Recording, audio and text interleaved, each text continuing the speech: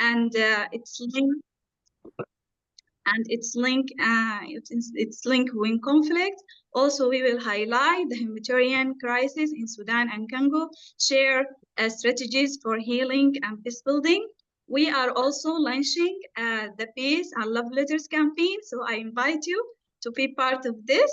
The session will run for 1 hour. Please feel free to share your thought in chat. We will have question and answer round to share your reflection and questions. And now I am pleased to hand over to our facilitator to guide us through this dialogue and introduce our speakers. Please welcome to Sabih. Hello everyone, I hope you're doing great. We should start with Petra from Congo, and technically she has a network connection issue. So I invite other speakers to start, maybe Hakim or Ansam.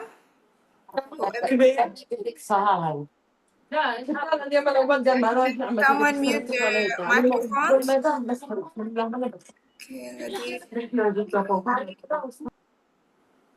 Okay. So, Hakim, are you able to start first? Okay, then you just unmute your mic and we're ready to go. Thank you. Right, thank you very much for handing me the word. I'm very humbled for the opportunity to speak today. I'm going to share my presentation now. It's going to be about the relationship between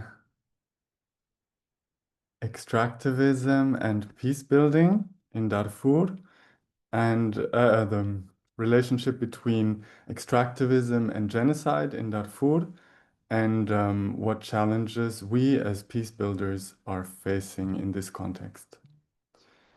So, thanks for joining.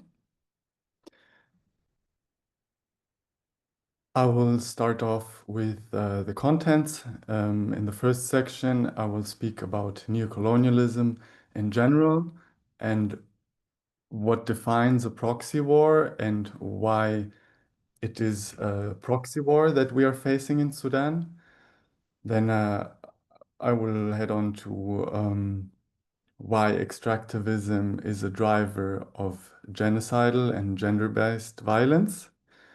And then I will conclude with a third part in which I will clarify what challenges we are facing, but also what we can do in the current situation, how we can raise awareness, and through means of the Peace and Love Letters campaign for Darfur. So first of all, I want to speak about the background conditions for the conflict in Sudan and what is setting the stage really for this conflict. So in the second half of the 20th century, a lot of ex-colonies gained independence, and it seems like it was they gained freedom, but a lot of their independence movements were conditioned on further trade with their ex-colonizers, and under conditions that were very favorable for the ex-colonizer and very bad for the ex-colonized.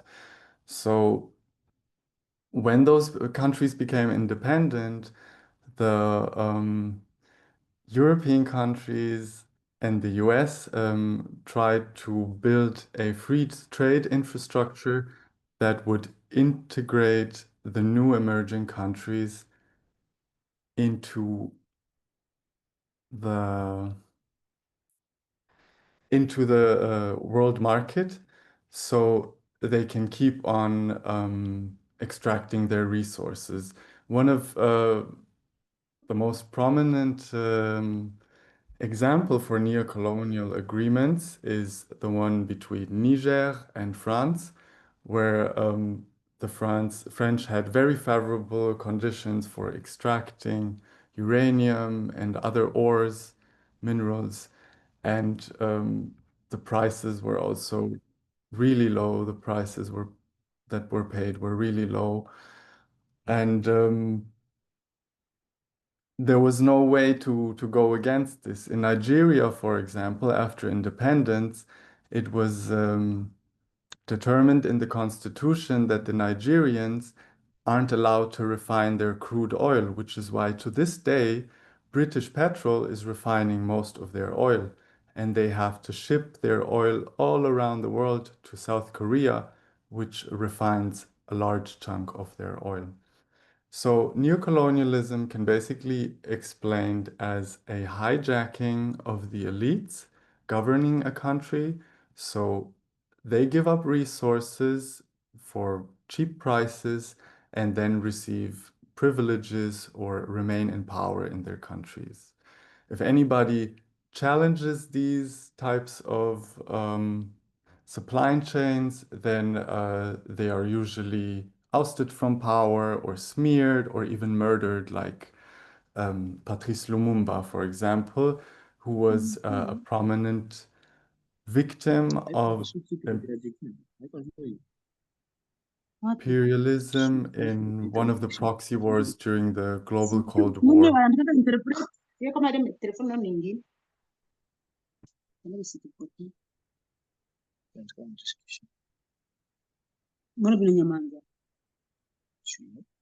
Want to head on to the next slide. Okay. So the current background is that the liberal world order is in crisis. You know, there's still a global war going on between the US and a Cold War going on between the US and Russia.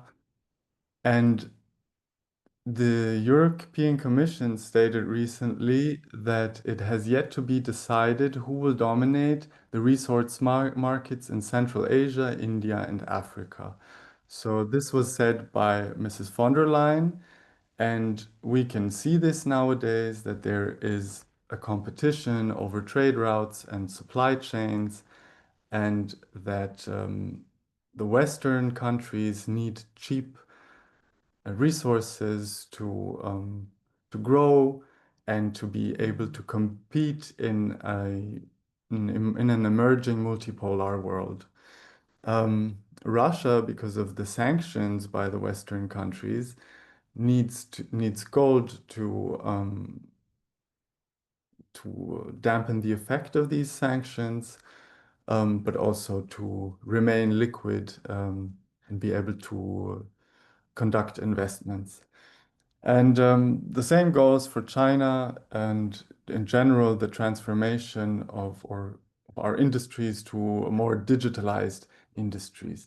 We can see, for example, that China supports both the Rwandan government and the DRC, and it also supports mostly the Sudanese army, but also the RSF to some extent through the Emirates. And sometimes we see that it's really just about business and that bigger banks eat smaller banks or bigger fish eat smaller banks, because if push comes to shove, then the US and Russia cooperate, which we could see in relation to deals in regard to Ukraine and Syria, and also the mutual support of both Russia and the US for Kigali. So there's an old strategy called divide et impera. It's as old as the Roman Empire. In English, it can be translated as divide and conquer. So if you are an economic power, a world superpower, and you want to have the resources for very favorable conditions, but your trading partner doesn't agree, then you have to negotiate with them. And that is, of course, more costly or more difficult than simply invading and looting countries.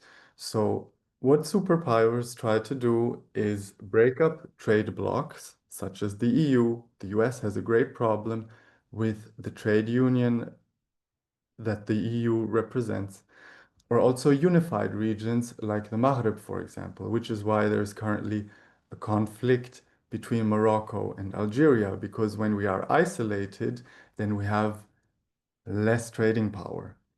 And also then countries themselves are being broken up, like Sudan, for example. The youngest country in the world is South Sudan. And when it broke away from Sudan, Unity State, which contains most of the oil reserves, was then handed to Southern Sudan. So you can really see this plan to break up countries. And now we see it again. Hemeti recently announced to secede territory in Western Sudan, and that's where most of the gold mines are. And his brother is in charge of companies, mining companies, and there are Emirati mining companies, and the Sudanese state doesn't own as many. So they are trying to break away Western Sudan so they can control it in a better way. So we can see that diplomatic trade relations are not wanted, and that states use proxy forces or private military contractors or ordinary mercenaries to avoid contact, to avoid being accountable in front of international courts or so. So a prominent example for that is Colombians arriving via Libya, but also via Puntland, which is a region in Somalia that is allied with the Emirates.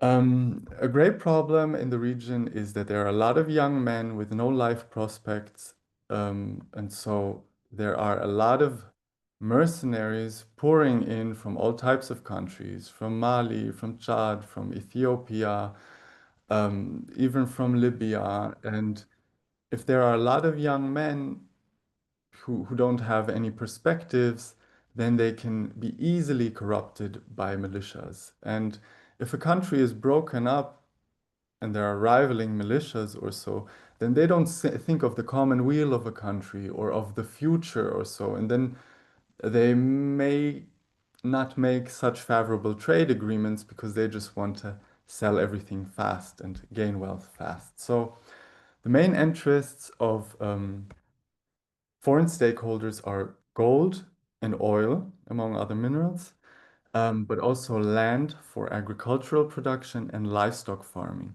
This counts especially for the UAE because it's a very arid country. They need agricultural produce, they need milk and meat from Sudan. So another important key interest point is the occupation of Red Sea ports, so international trade routes can be controlled by various stakeholders. Apart from that, Sudan is also an access point to the African market, and the Emirates sort of represent an entry point for the Western countries, but also for the BRICS Plus states like China and Russia, who have very close trade relations with the UAE. Considering the agricultural produce, there's occupation of South Darfur, which is very fertile, which has very fertile land. Also, Jazeera and Gedaref and Kassala, which are in the east, and there are very arable lands, and also a lot of farmers from Darfur who were settled there at the beginning of the 20th century, as early as the beginning of the 20th century, and they're ethnic Darfuri people because they have great knowledge on pastoralism, on herding cattle, and all of that. So that is why they are there. And also victims of targeted killings and genocidal campaigns. And then, of course, in war, there's always a black economy flourishing. So we have a lot of illicit activities ranging from Captagon production in Al Jaili, oil field north of Khartoum. We have human trafficking, there's smuggling, there's slavery, there's child soldier recruitment, There are extortion rackets in transit and destination countries, and of course, illegal mining, gun running, and mercenarism, which goes both ways. So we have a lot of mercenaries from neighboring regions, but the Kingdom of Saudi Arabia and the Emirates have also deployed Sudanese forces in the Yemeni war. So the Saudis used Sudanese soldiers to support the Saudi-led coalition in the Yemeni war, and the Emirates used RSF forces to support Hadi-led militias in Yemen. So the key conflict parties are the Sudanese armed forces and the rapid support forces, who are mainly supported by the Emirates and used to have great support by Russia. Then important for Darfur, there's the Sudanese Liberation Army or Sudanese Liberation Movement, which was headed by three commanders from the three main ethnic groups in Darfur. One of them, the Masalit commander, Abu Bakr, he was assassinated, but Mini Minawi and Abdul Wahid are still alive and in power. So Abdul Wahid, he reigns in the Jebel Marra region, which is sort of this enclave, so it's surrounded by RSF-controlled territory. He doesn't want to associate with the RSF nor the SAF. Mini Minawi is pro-SAF. He was part of the former government. But yeah, and also most of the smaller militias, self-defense militias, are against the RSF. But one greater exception in the Nuba mountainous region is the Sudanese People's Liberation Movement North, under the auspices of Al-Hilu. He cooperates with the RSF in southern Kordofan and besieges the Nuba Mountains. Malik Agar, who is ruling the Blue Nile state, is more in favor of a united Sudan, and yes, has dropped or left his animosity against the Sudanese army behind. So here's a picture. Here you can see the Jebel Marra region. Minawi's SLA is rather in the north, where most Sarawa people live. Here, Jazeera is next to Khartoum.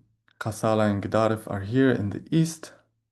As we can see, this is where all the arable lands are, and also in southern Darfur, there's also a lot of fertile land and oil.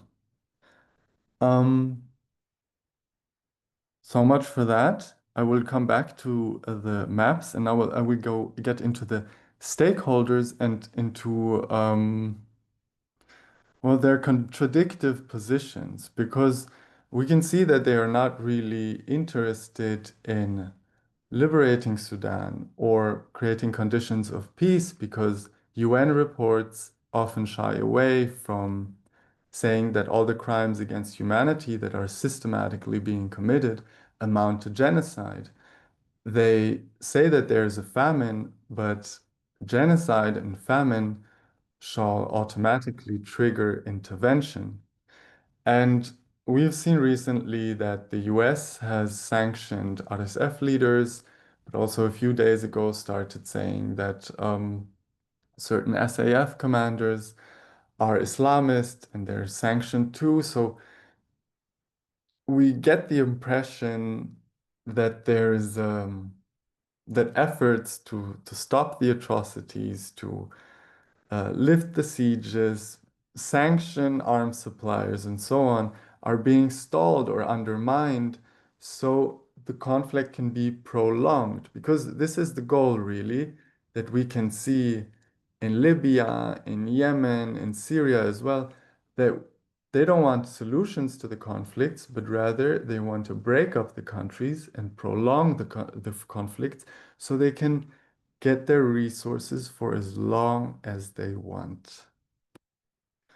Okay, so I will get into the stakeholders. So first of all, China, or before in the 2000s, ExxonMobil and Chevron were the main foreign companies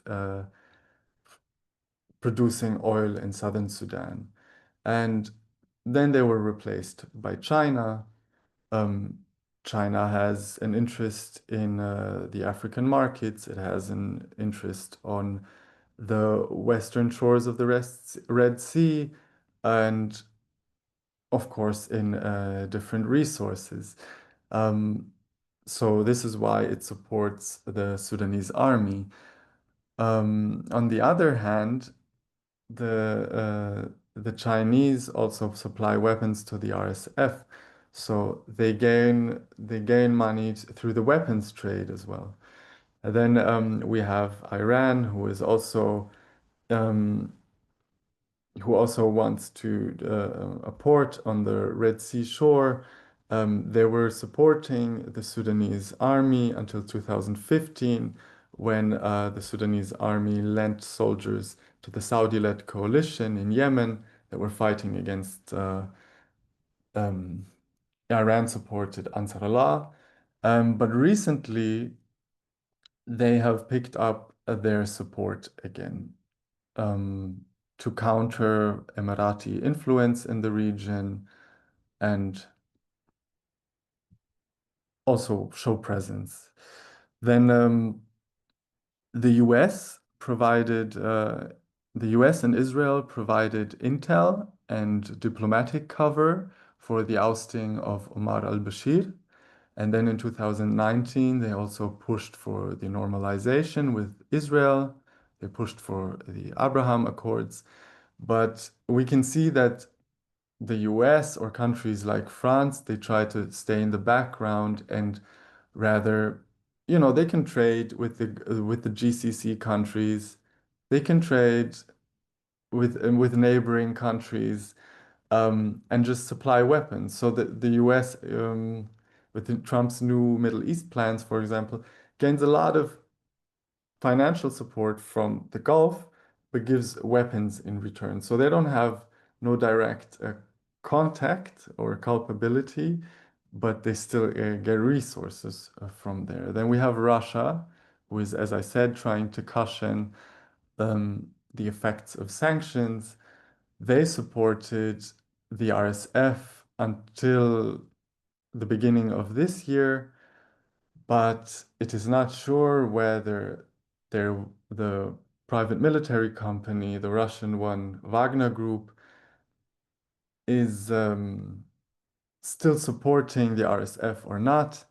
The Wagner Group is supporting Khalifa Haftar in Egypt, who is a warlord. He used to work for the CIA, and he supports the RSF. So we don't exactly know if Russia is still entangled with the RSF or not, and so serving both sides. Egypt supports the Sudanese army, and but Khalifa Haftar is supporting the RSF. And then also Khalifa Haftar receives support from Constellus AG, which is a very prominent American private military company who had to change its names twice because of war crimes they had committed. So they used to be called Blackwater, then Academy, and now Constellus. So what we can really see is that they just want to fragment the country so the looting can go on. Looking, did I cover everything? So yeah, we can see the Emirates are just a client state of the US and Hakim, someone clearly... commented about what you've said. Pardon? Can you check the comments? Someone commented about what you've said. Okay. Do you check the comments? Let me see.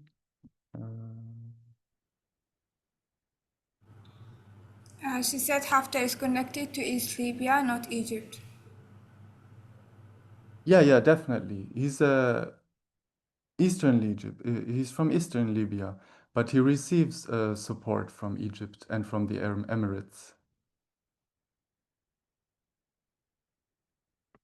Right, Yvonne?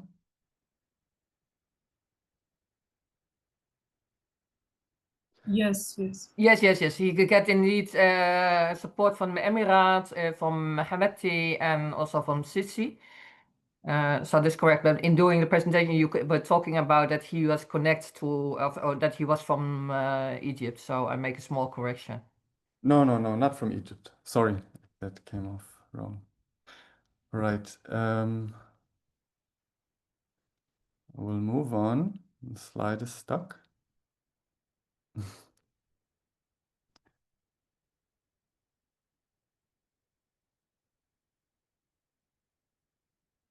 Sorry.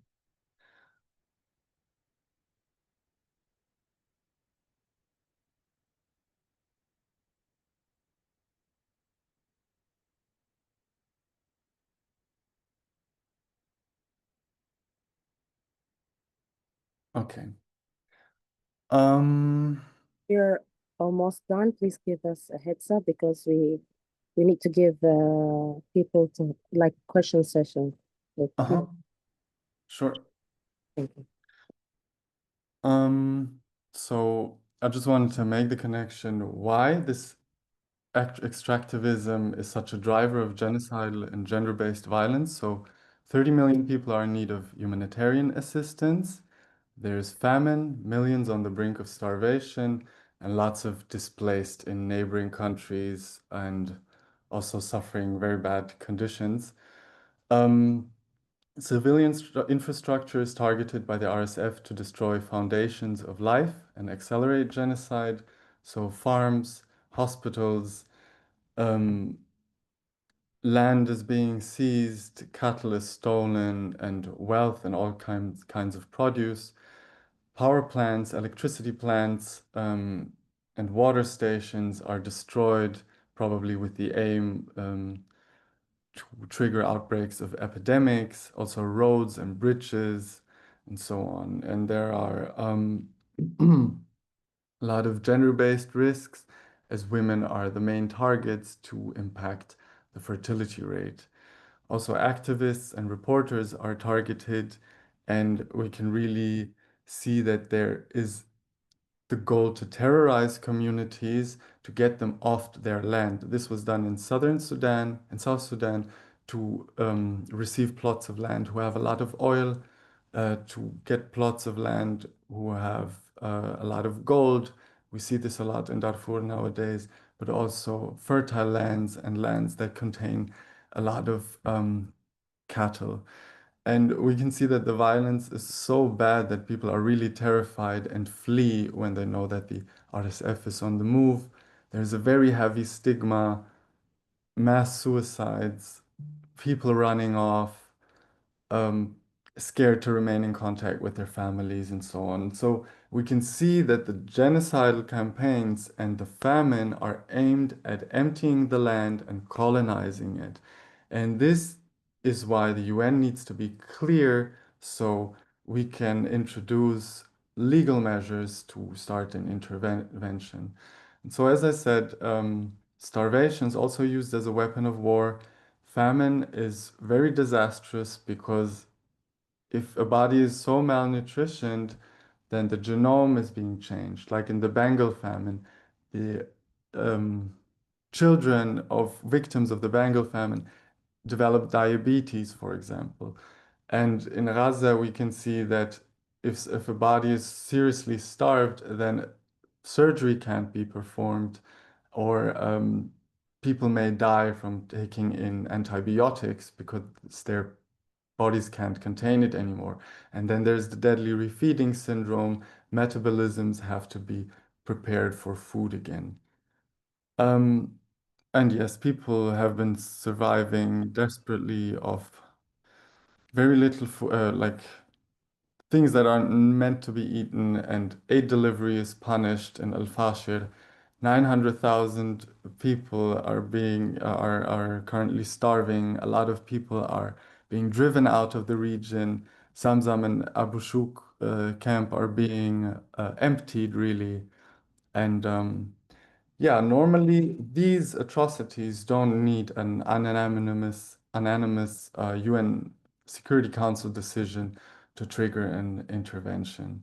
So I had prepared 3 cases, but I think it's better that we will move on to the other presentations because they will get into the details of GBV and how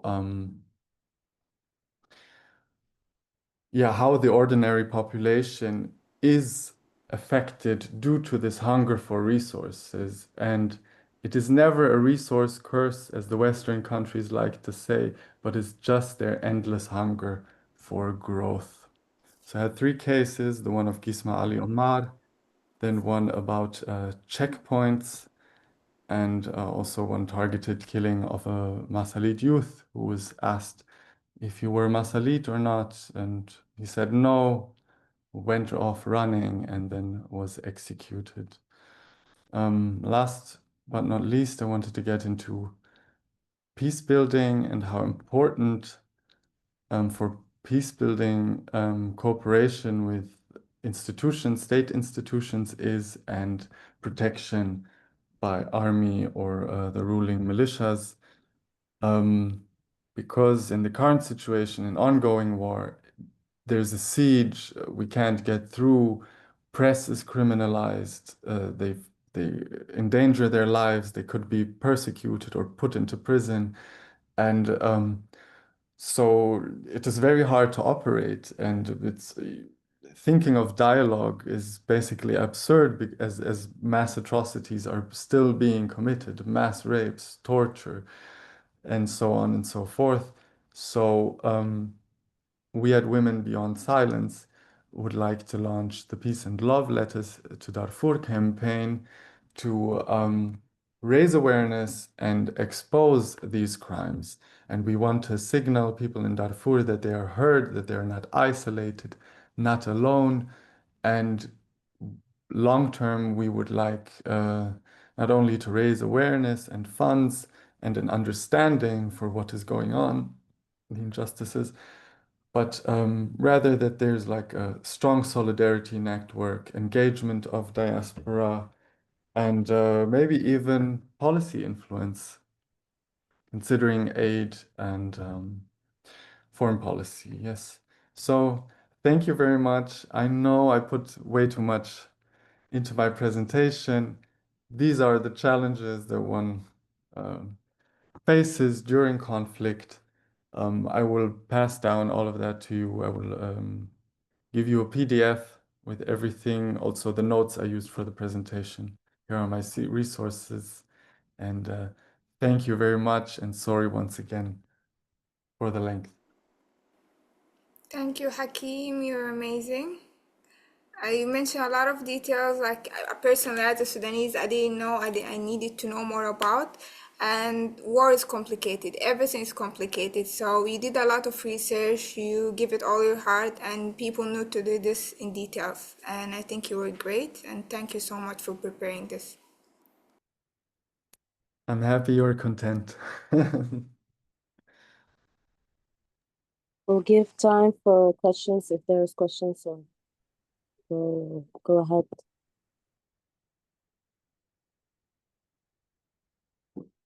Please don't hesitate to ask questions, to correct me, to teach me anything.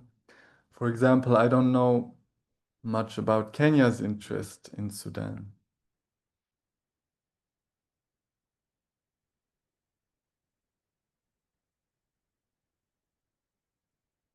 Don't be scared. Give 5 seconds and then we'll go to the next speaker. Please,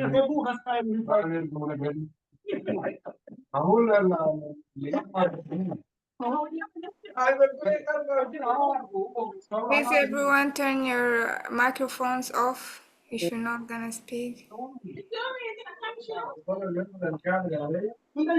Ustaz Hassan, can you turn your microphone off?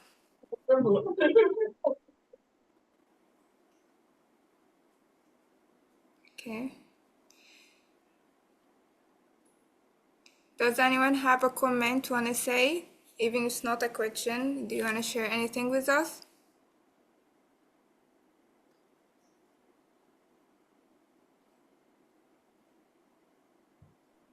No, I just want to say it was a great speech, and I learned a lot of things. So thank you for your time and for what you have shared with us today. Thank you very much, Mrs. Ajib. Okay, I think we can go. If you thought of any question, you can still write it in the comment here on the WhatsApp group. We read it for you. Also, if any questions come up later, we can speak about them, or even after the presentation, you can always reach out to me.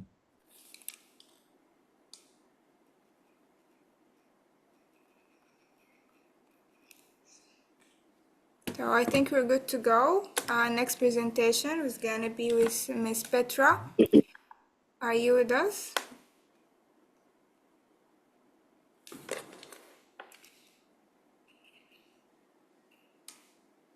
Petra?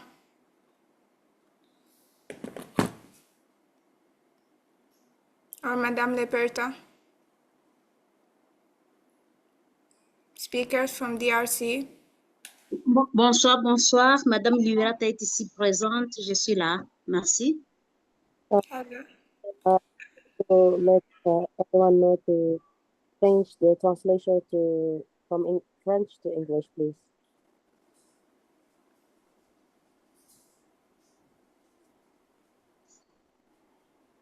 If everyone translation is on, we can start.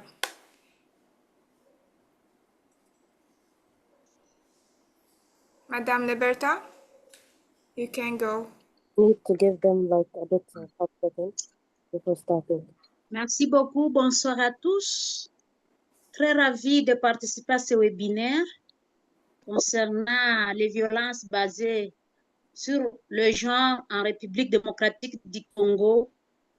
Solutions communautaires, plaidoyer pour les groupes marginalisés et actions humanitaires locales. Contexte général. La République démocratique du Congo est parmi les pays les plus affectés par les violences basées sur le genre au monde, notamment en raison des décennies de conflits armés, d'instabilité politique et d'insécurité généralisée. Selon le rapport de la MONUSCO, environ 40% des femmes congolaises ont subi des violences sexuelles au cours de leur vie. La guerre, la dégradation des infrastructures sociales, ainsi que l'absence de justice ont favorisé cette situation. Contexte général sur les handicaps. Les personnes en situation de handicap, souvent invisibles dans les réponses humanitaires, sont particulièrement vulnérables aux violences basées sur le genre. Selon un rapport d'handicap international, les femmes handicapées en République démocratique du Congo sont 2 à 3 fois plus exposées à la violence que les femmes non handicapées. Selon une étude de handicap international, les personnes handicapées sont souvent ignorées dans les interventions humanitaires. Elles sont particulièrement vulnérables à la violence sexuelle et à l'exploitation, et elles rencontrent des obstacles physiques et sociaux pour accéder aux services de santé et de protection. Les données de l'UNICEF montrent que les filles handicapées en République démocratique du Congo sont à 1,5 fois plus susceptibles de subir des violences sexuelles que les autres filles de leur âge. Objectif de la présentation.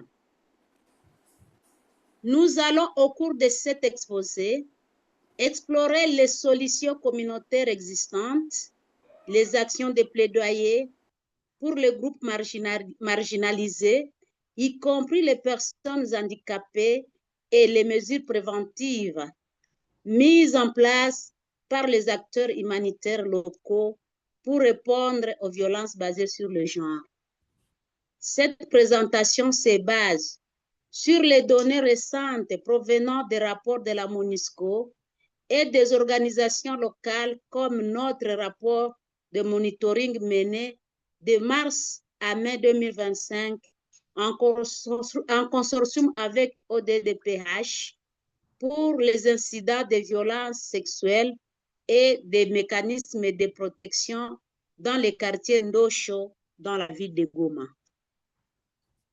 Comprendre les phénomènes de violences sexuelles basés sur le genre en République démocratique du Congo.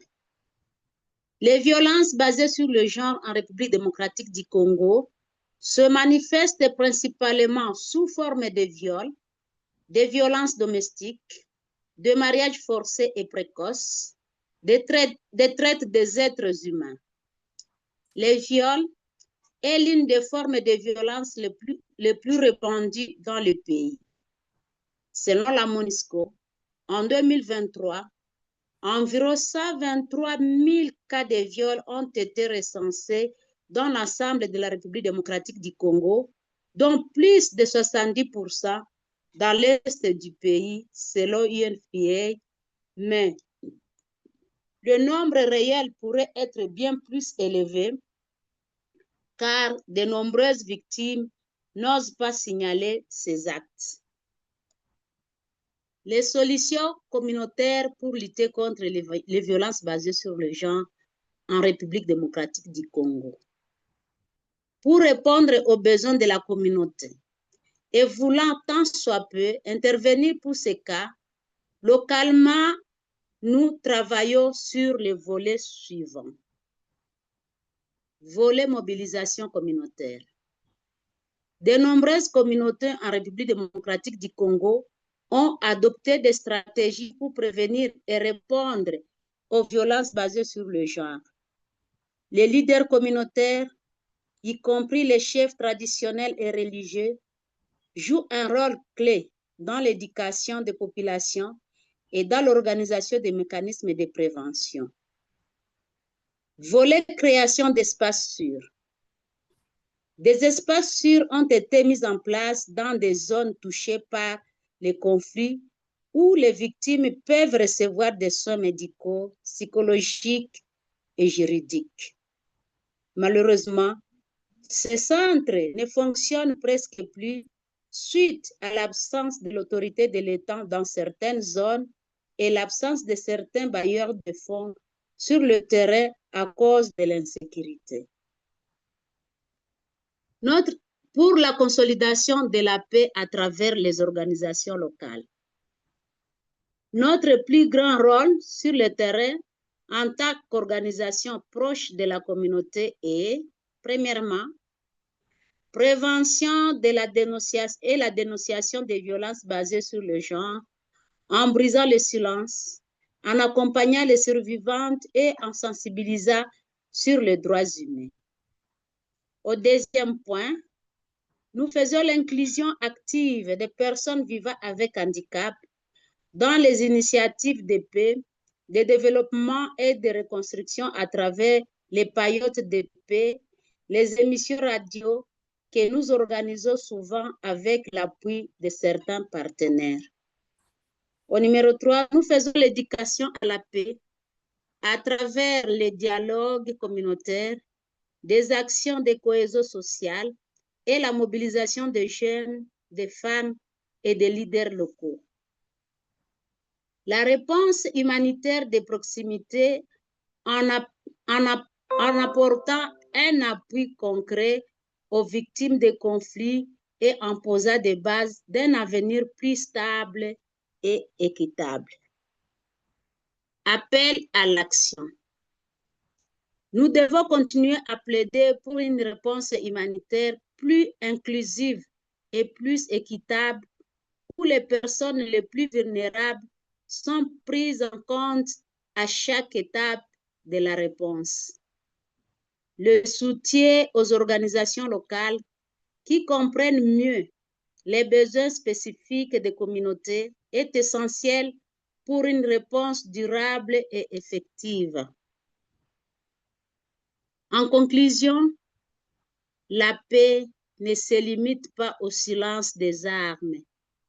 Elle se construit à travers la justice, la dignité, la reconnaissance de chaque action, y compris celle des femmes survivantes de violences et des personnes vulnérables. Thank you. Merci beaucoup. Asante sana. Merci beaucoup, Madame Roberta. Thank you so much. Okay, I'll stop sharing. If anyone have a question for her, you can say it now or in the text.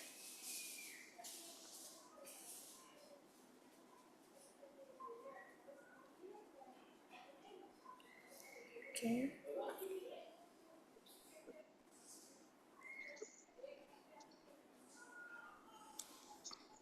Thank you. Thank you very much for what you have said and what you have shared. Sarah, please go ahead.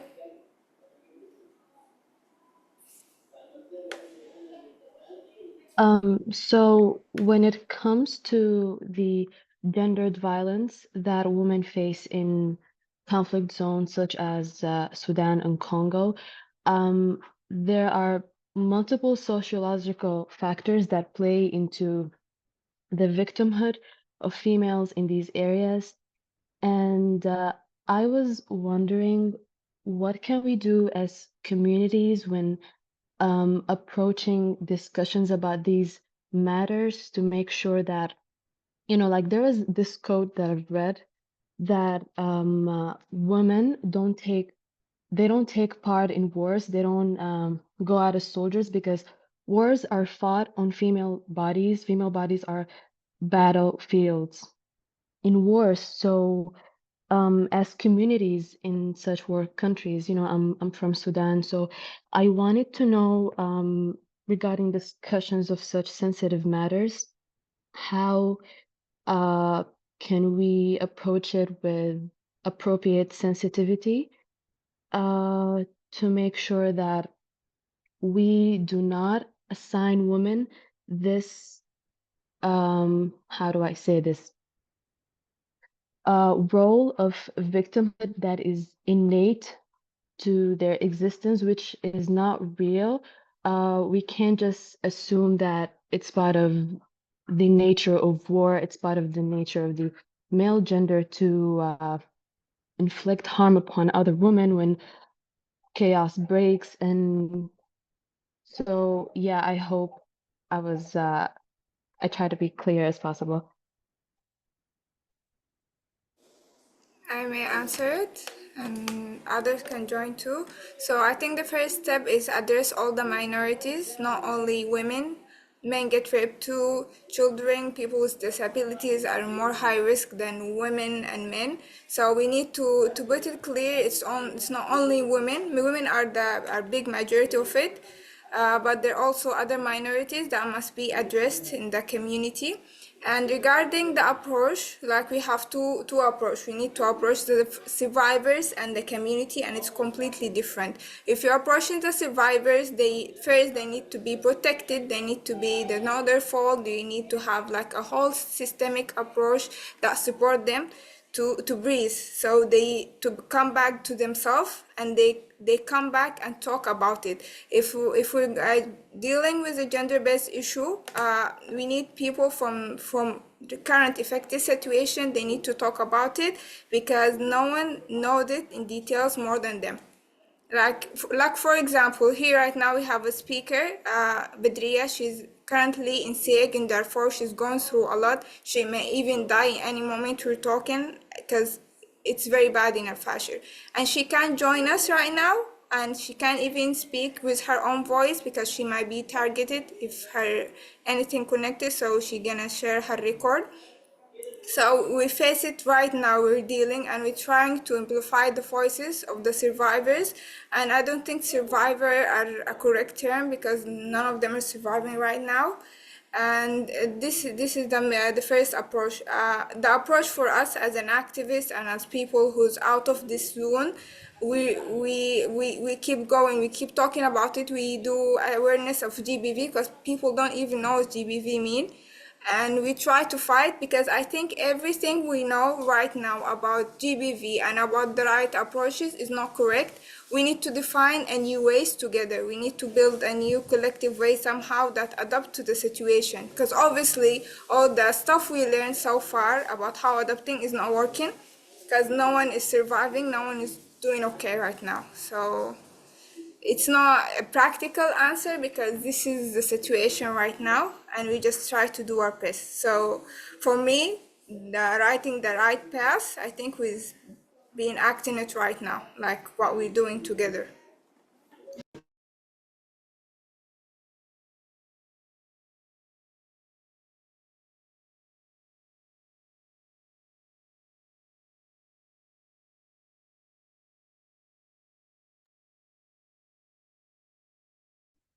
J'ai une question. I agree, Sabine.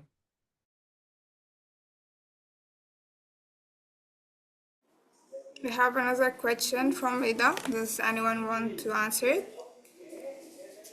How does GBV affect long-term peace and security and in community?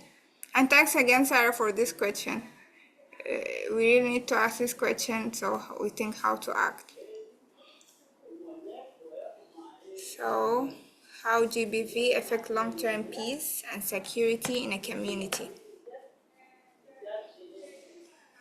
I think this also we witness it specifically in Darfur for 30 years because rape is a systemic weapon and not just about raping the victim because the children of rape are now the RFS. Most of them are children of war. So, and they're children of war, they're being slaved, they're being sold, and they go again in a circle and they join the army. So raping as a weapon is not just simply physical effect. No, it have a long term. This is why the war is keep going so far for 30 years. GBV is a main reason, because how a child is growing up in an environment where they see their parents getting killed, their mother getting raped, they become this. So the cycle of abuse, they never end.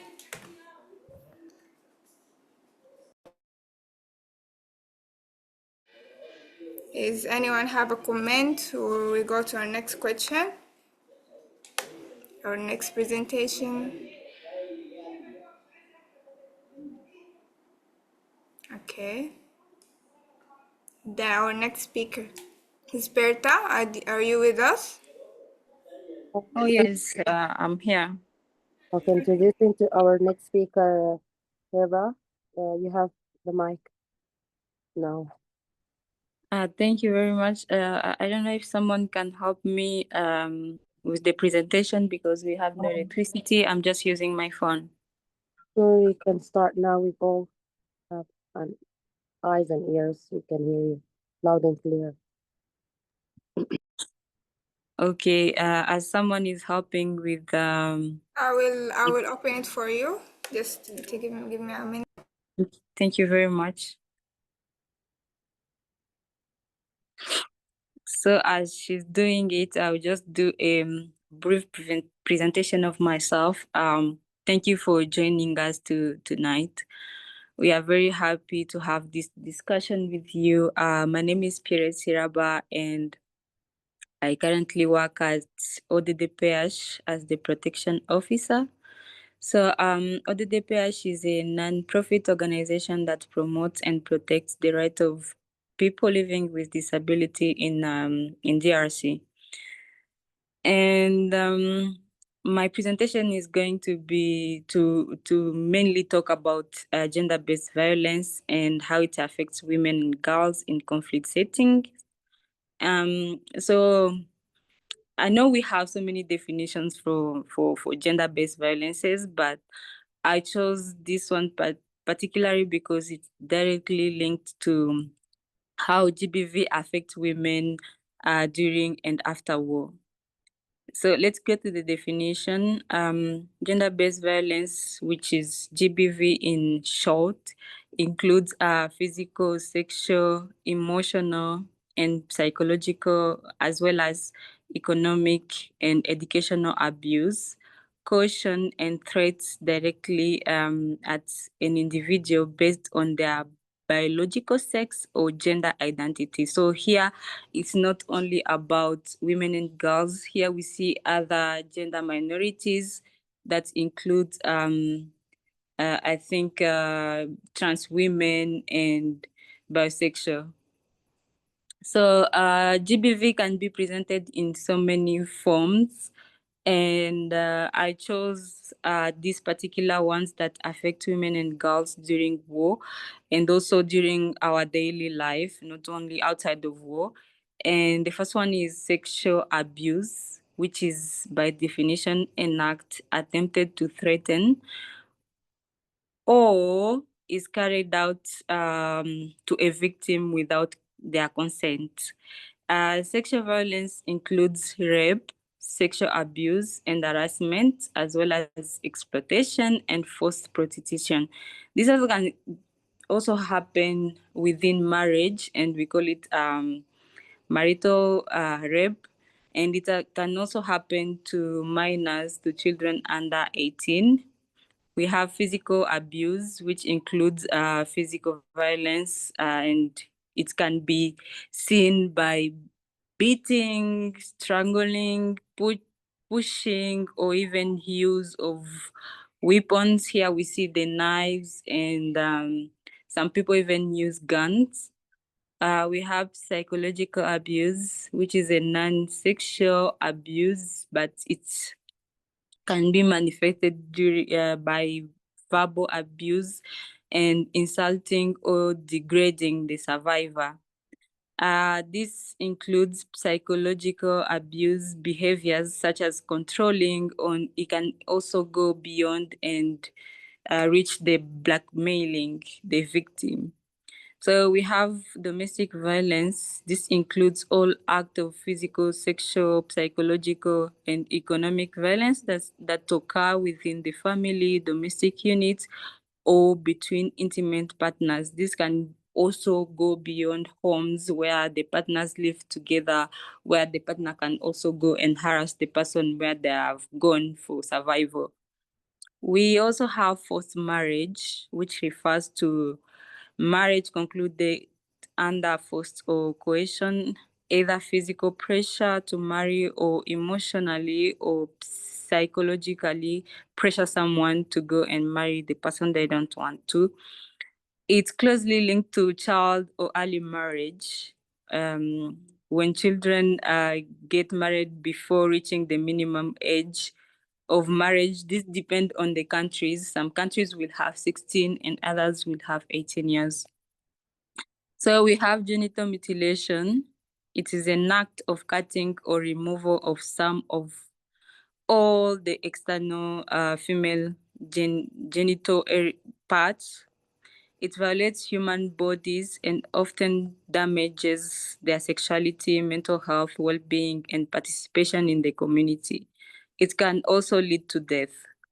So we can't talk about all these form of GBV without talking about the online abuse, because we are living in a digital area where everybody uses social media. And these days we are seeing women being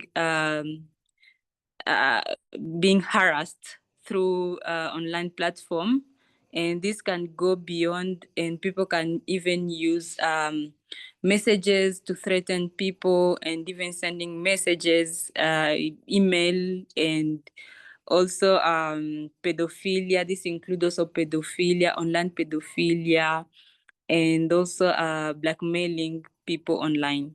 So we also have socioeconomic violence. This one happens mostly where women are excluded in so many services and do not have access to health services, education, employment, and even denial in civil, socio-economic, cultural, and political rights. So let's go to the next slide and talk about GBV in conflict zone. During war or conflict, GBV become even worse. It's used as a weapon of war. Women and girls often face rape, torture, forced marriage, and even killings. Sexual violence, as I said, is used as a weapon of war, and it does not only affect women and girls. Boys and men are also victims, especially when they are in prison or in detention. So post-conflict, to the next slide, I think. Even when the war stops, GBV often increases, and we are currently observing this in Eastern DRC, where women have been ignored and being silenced, not to talk about what they are going through. And also with weak laws, many uncontrolled weapons, and broken family system, violence and discrimination, GBV becomes somehow normal. And this makes life harder, especially for people who are already in vulnerable groups. So next slide, we are going to the case study of the Democratic Republic of Congo. In Eastern DRC, conflict has forced about 7.8 million people to leave their homes, and women and girls face big risks. We have rape, sexual harassment, forced marriage, and physical assault are becoming very common in North, especially in North and South Kivu, and almost 40% of GBV cases are affecting minors and girls, children under 18. So survivors of GBV do not have access to medical care, mental support, education, jobs, or protection services. This is because so many NGOs have left Goma. I've left the two areas. I'm saying Goma because I'm from Goma, sorry, but we have North and South Kivu. And the airport is no longer working, so it's very hard for NGOs to deliver humanitarian aid. And even some NGOs that stayed are finding it hard to deliver these services because they don't have the right personnel. DRC also, for displaced people who returned home are facing stigma, exploitation, and abuse. This is not all, because DRC is also struggling with poverty and weak infrastructure. And these days we have so many families, especially the families in town and in the villages, that cannot even afford food since they have lost their livelihood before war and during war. Some families lost their homes, their farm, and all their economic activities. So this is becoming a big challenge that is affecting women, and they are facing all the forms of GBV that I explained and we went through together, and is stopping them from participating actively in the economic, political, and other areas that could promote sustainable development in DRC. So what does ODDPH do, our organization? So basically, we restore dignity to GBV survivors, especially women and girls with disability, because our main aim is working with people with disability, and this is done through psychosocial support, where we have a group of women, we have group discussions, women sharing their experiences, and also if you have some funds, we deliver how do they call them, dignity kits to rape survivors. So We promote gender equality and inclusion through GBV campaign awareness in North Kivu. This happens these days. We do not have enough funds, so we just do it in our means, and this is done in schools. We use our social platforms to do this. We also have education programs for conflict-affected women and girls with disability, because so many parents are finding it hard to send their kids at school because even banks are not working. This is a place occupied by the rebels, and the government closed the bank in that area. So even for people who do not have children with disabilities are finding it hard to send their children at school, and it's even hard for girls with disabilities to be thought about. For example, a parent will give the priority to their other kids and leave their kids with disabilities at home. So we promote that, and we have a school where children with disability have access to, and this includes primary and secondary education.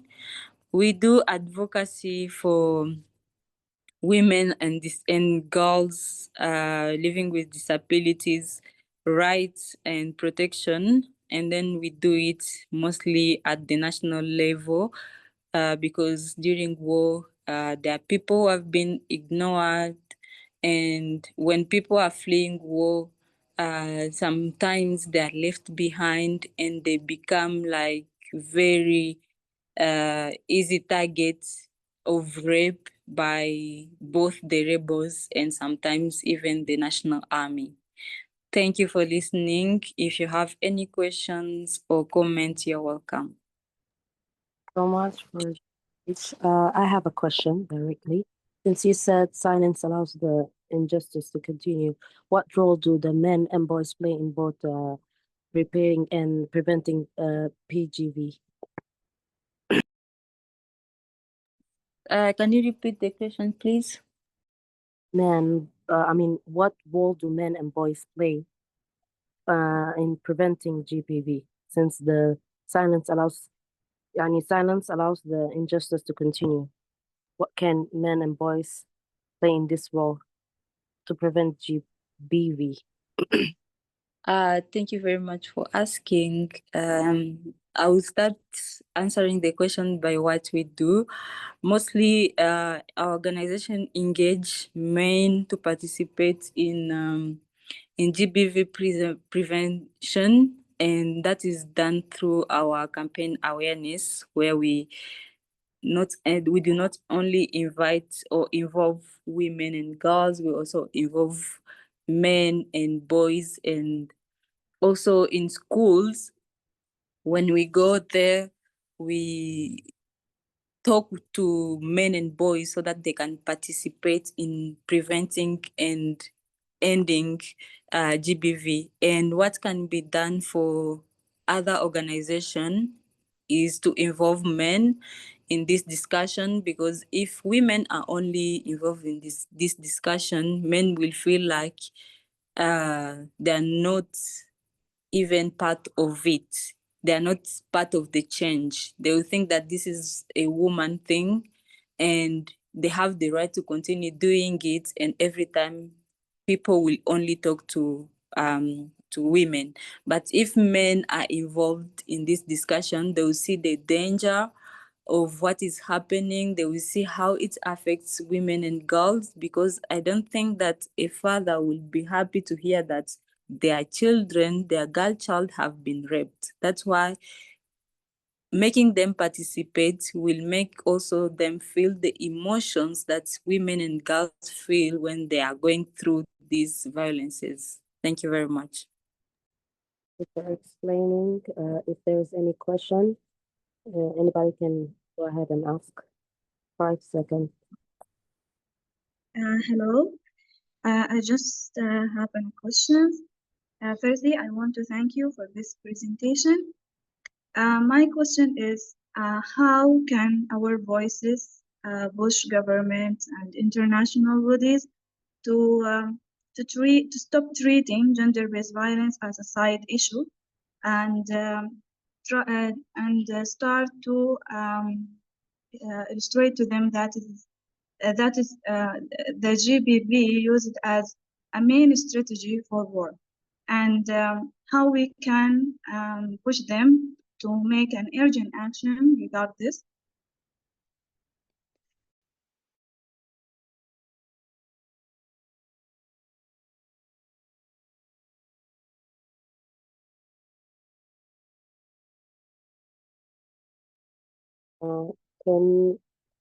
Is she on?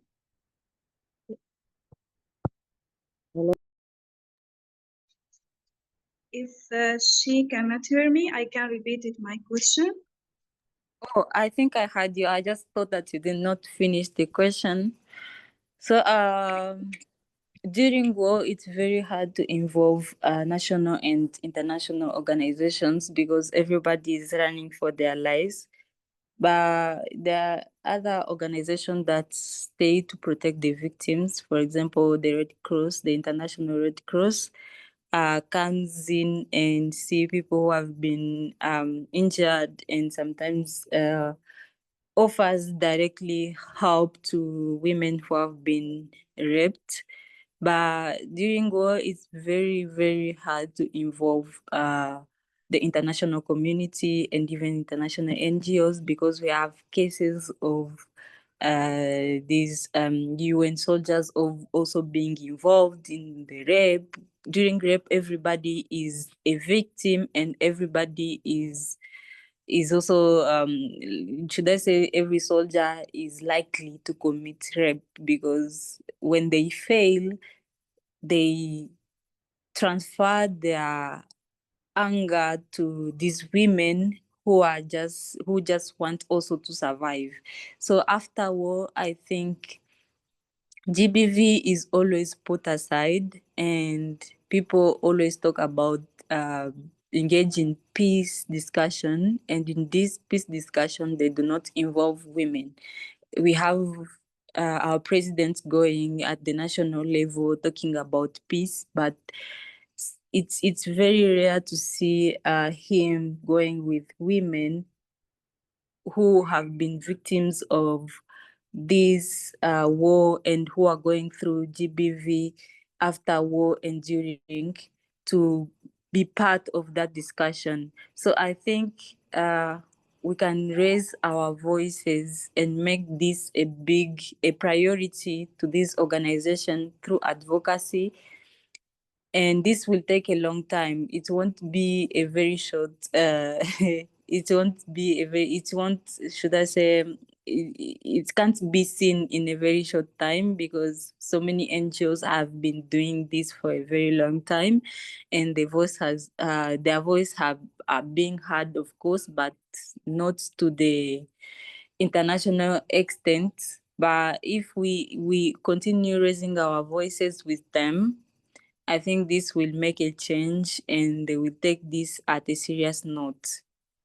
Even if it's not during and after war, they can also help even in areas where there is no conflict. Thank you. Thank you so much for your speech. Can we go introduce the next speaker if they're ready? Ansama.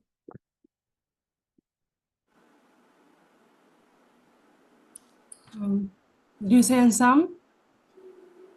Yes, our beautiful journalist and Samajib. Thank you. So I'm gonna start by saying the breeze of peace strides proudly, security waves its cloud in harmony, democracy descends gently, and the homeland soil turns green. The one who opened fire in his tent, may he instead open his book. Knowledge becomes his light instead of stumbling lost in the wild. Every bird that once flew away returns to the nest it left behind. For when blossoms appear again, spring regain its sweetness. The country is still in its youth. The homeland is in the highest of its prime. It longs to see us, to hear the voices of its absent beloved ones. This is peace is the salt of emotion. it's a poet. It's a poem that is wrote by our beloved poet Muhammad Al-Hassan Salim Hamid, about what's happening in Sudan, the conflict in Sudan, the people being forced to leave their houses, their homes, their families behind, so they can escape danger, so they can live peacefully. But the surprises, Muhammad Hamid have died more than 10 years ago. So how is it possible that he knows about what's happening now?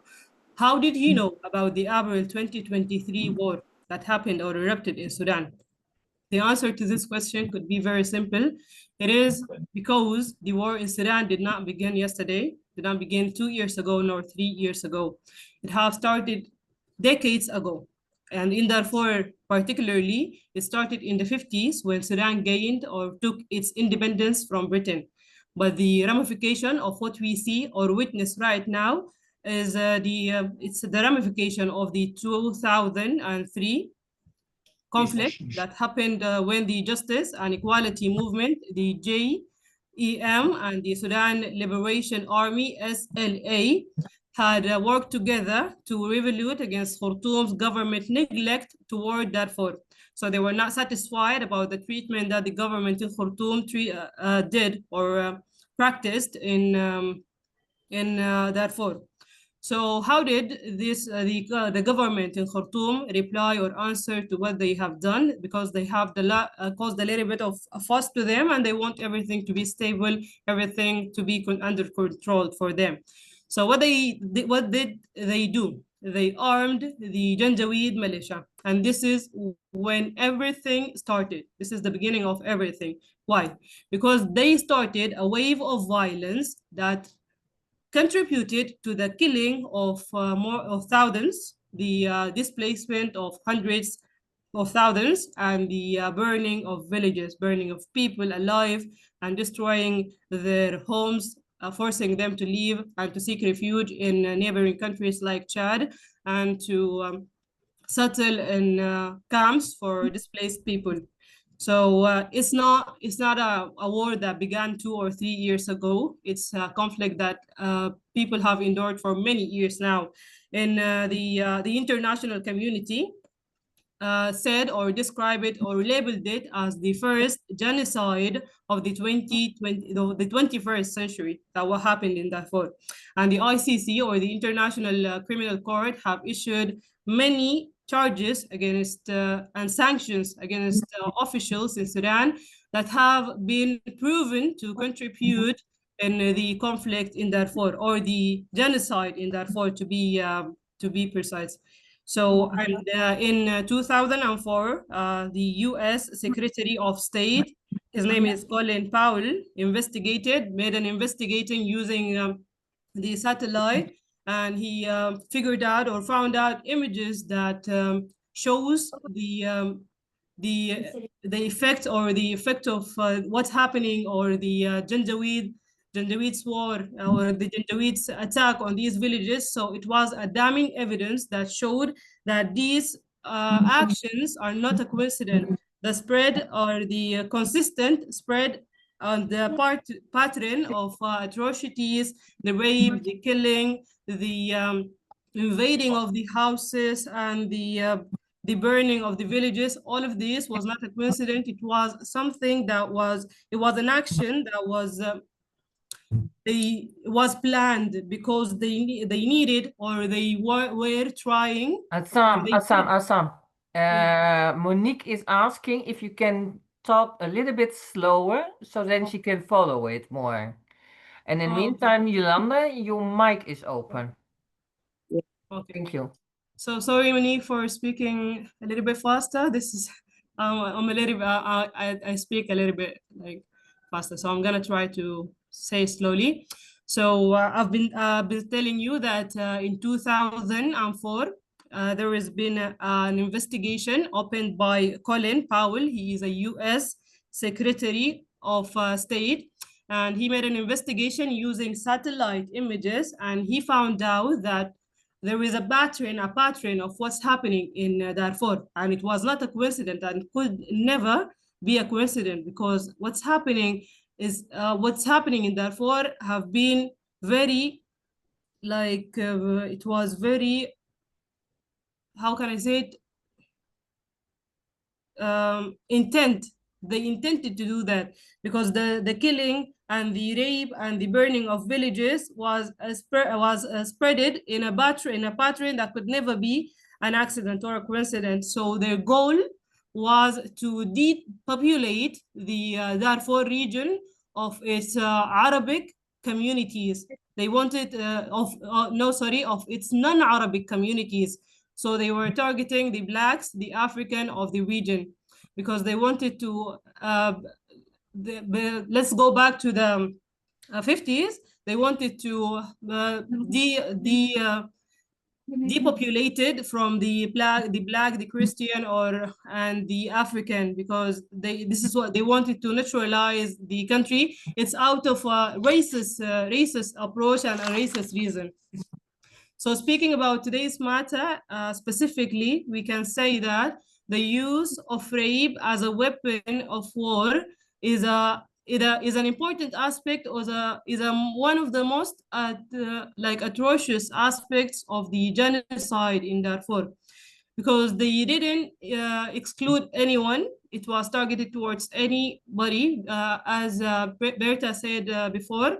It's not only for women. They targeted children. They targeted elderly. They targeted women above the age of 70, children under the age of 10. They targeted men. They targeted every person that they could see. They could lay their hand on, because it was not coincident. They did it because they wanted to target or attack and destroy the fabric of the society. It's a long-term plan. It's not just a devilish action or an evil action. It was a long-term plan, so they can destroy it. They raped the children, the women, in front of their families, so they can humiliate them. They held their families at gunpoint, so they cannot help them. They cannot let them free. They cannot escape of what's happening. So it was an action. It was also an action of humiliation. Now it's 2025. 3 years ago, the war in Sudan erupted in April. So the global now can see it. The global now is focusing on what's happening in Sudan. Maybe what happened in Sudan happened for grab the attention of the world to what's happening in Darfur. They have not suffered or endured this suffering for 3 or 4 years. They have lived this kind of suffering for their whole entire life.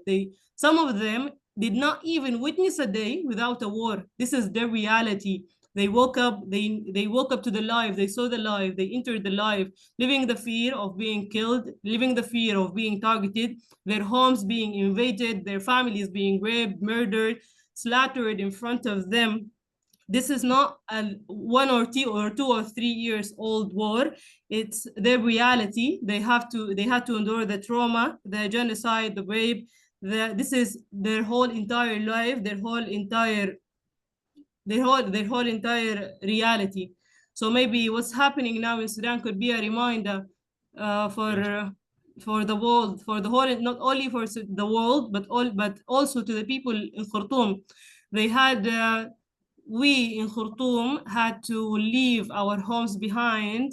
Today we have homes, we have our families, we have our jobs, but tomorrow we woke up and everything is gone. But these have been the reality since they opened their eyes in the world. So maybe today we're gonna talking about it. It's a huge step toward trying to bring peace to them, because the only goal or the ultimate goal is not only to speak about it. We have to bring some attention to what's happening to them, so we can take so some political steps can be taken for them to end the conflict, to end the suffering that they have endured. So the organization here have conducted some testimonies from the actual survivors of the actual, not survivors as Tasabih said, because they are still suffering, but the people living there. So first, the testimonies say about the starvation and the price collapse. They say sugar, rice, and flour and oil price skyrocketed. sometimes reaching 25,000 Sudanese pounds for a single item. And they said, even if you have money in your hand, you might not find what to buy because there is no goods in the market. They also said, talked about the siege and bombardment. The city is under a consistent shelling with artillery fire hitting neighborhoods and forcing civilians to hide in their homes, and even their homes is not a guaranteed safe place. They might get killed in their homes. They also talked about the displacement inside the city. So people have been forced to move from one area in Al Fashir to the other to search for safety, while the elderly and women and also children are trapped, and they are like in the front line of clashes. The collapse of livelihoods. Testimonies described how farmers, traders, and ordinary families are unable to work, sell, or move even freely. Some say even if you have money, you cannot buy food because there is none. The desperation and fear, civilians recount nights of shelling, the sight of villages being burned in front of them, and the looming of risk of famine, and as humanitarian aid is still not not reaching them. So one last testimony actually sums up everything that have been said and everything that have been collected by saying, we are eating the little that remains. Everything is destroyed. There is no medicine, no safety, no food, no movement. So everybody knows that, and everybody is hearing about that, but maybe we cannot actually know or feel the feelings that they are enduring these days, and the siege that have been forced upon them to gain a political gain, or to gain money wise, or have other objective gains of that could be only reached by through their suffering. So even if we talked about it, we might not still be able to know what exactly they are facing, they are living. So we also conducted or have a recording audio. So maybe you want to translate to use your translator because it's in Arabic. We have a recording audio from a person, a girl that lives there right now. Do you guys have it on?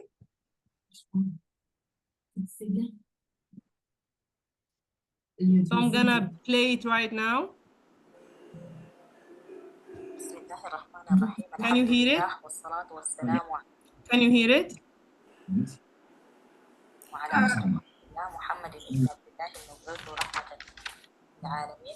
السلام عليكم ورحمة الله وبركاته. أول شيء أنا بعتذر جدا إنه ما حقدر أكون في الوقت المناسب. الساعة 7 ساعة بتوقيت السودان، لأنه عندنا هنا في الفاشر بعد المغرب المسيرات الاستراتيجية بتكون لافة في سماء المدينة، ممنوع التجمعات، ممنوع الإنارة ليلا. فدي من المشاكل اللي قاعد تواجهنا داخل المدينة، فبعتذر للمرة الثانية. وأول شيء ربنا يرحم الشهداء ويشفي الجرحى، وربنا يفك حصار الفاشر في القريب العاجل كده يا رب العالمين. ومن لا يشكر الناس لا يشكر الله. فأنا حابة أقدم لكم صوت شكر وامتنان للجميع وللمنظمة وللجهة اللي قامت بهذا الويبينار، وادتني الفرصة للمشاركة وتوصيل صوت المقلوب على أمرهم بمدينة الفاشر. أنا بدري عمر مختار السنوسي، ناشط في مجال العمل الإنساني وممثلة منظمة الفراشة للسلام والتنمية. فالليلة الخميس 25/9 حقيقة نحن في مدينة الفاشر يعني بنعاني شديد جدا، يعني منذ اندلاع الحرب في السودان وحتى هذه اللحظة. يعني احنا يوم لا وقفنا من اشتباكات لا وقفنا من تدوين، لا وقفنا من طلق طايش، الوفيات مستمرة. فأنا حابة أتكلم لكم في نقطتين بختصرهم لكم في حصار الفاشر وأثره على الأمهات والأطفال وكبار السن، وكذلك الانتهاكات اللي بتحصل بالنسبة للفتيات أثناء الاشتباكات أو في مناطق دي، أو بالأخص في مدينة الفاشر. يعني منذ اندلاع الحرب، يعني الليلة تقريبا داخلين في السنتين أو السنتين إلا نحن في حصار خانق داخل مدينة الفاشر. ما في شيء بدخل، لا أدوية لا أغذية، كل الحاجات تكاد إنه تكون معدومة داخل مدينة الفاشر صراحة. يعني الحاجة دي حتى بقت أكبر مما تتصور، أكبر من إنه منظمات المجتمع المدني داخل مدينة الفاشر أو المنظمات الوطنية داخل مدينة الفاشر أو الحكومة المحلية داخل مدينة الفاشر إنه تقدر تحل المشكلة. فالمشكلة دي كبيرة خالص داخل المدينة، غير إنه في اشتباكات. يعني الاشتباكات بتكون مستمرة، مرات 3 أيام بيكون في إنه في اشتباكات مستمرة، مرات يوم بعد يوم، مرات مرة في الأسبوع في اشتباكات. غير إنه التدوين المكثف ده على مدار اليوم أصلا. يعني ما حصل يوم نحن بيتنا بدون بدون تدوين، سواء كان بالدانات الصغيرة أو بالمسيرات الاستراتيجية بالإقدار دي، أو سواء كانت بالدبابة أو دبابة 55 أو الحاجات المعروفة، الأسلحة المعروفة دي. يعني دائما التدوين بيكون في المناطق السكنية أو الأحياء السكنية تحت المواطنين، وفي المساجد وفي الأسواق وأماكن تجمعات المواطنين. يعني في اليوم بيحصل كثير من الوفيات والإصابات، يعني وفيات بالآلاف، إصابات لا تقدر ولا تحصى داخل مدينة الفاشر. يعني الليل أكثر من كم ألف شاب أو مواطن داخل مدينة الفاشر بتلقى إنه جزء من أعضائه مقطورة، يعني إما تلقى اليد مقصوصة أو الرجل أو الاثنين مع بعض، غير إنه الإصابات الخطيرة الثانية، وغير إنه الوفيات اللي بتحصل يعني في اليوم، سواء كانت للكبار أو الصغار بسبب التدوين المكثف. ولا حياة لمن تنادي طبعا. وغير كده إنه بسبب الحصار الجوع الحاصل، يعني السلع والمواد الأساسية داخل مدينة الفاشر تكاد تكون معدومة. نحن بنتناول الأنباس ده علف الفول السوداني والسمسم اللي كان نحن بنديه لحيواناتنا أو للبقر زي ما بقولوا. نحن الآن بقينا نستخدمه ونتناوله كوجبة رئيسية في مدينة الفاشر. حتى الأنباس لكن إنه يكون معدوم. الكورة الواحدة ب9,000 و10,000 جنيه سوداني. So as if you heard, as what you heard, it was a part of her testimony, and the rest is gonna be shared with you guys, and it's gonna be public to everyone to hear and to listen to. This is just a part of their suffering. They have to eat the food that they used to feed their animals, and it is sold now. It is sold for them now. So even that, they're not capable of eating it or bringing it to their table freely. So this was just a part of her testimony, and the rest is gonna be available for you guys to listen to. And now I'm just gonna that was everything. It was the testimonies and the historic reality of what's happening today in Al Fashir. And thank you guys. Thank you guys for your time.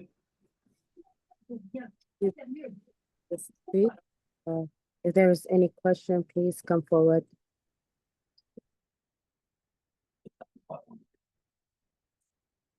Je vais gérer. Alors, tranquillise-toi. T'inquiète pas. Ouais. C'est bon, alors.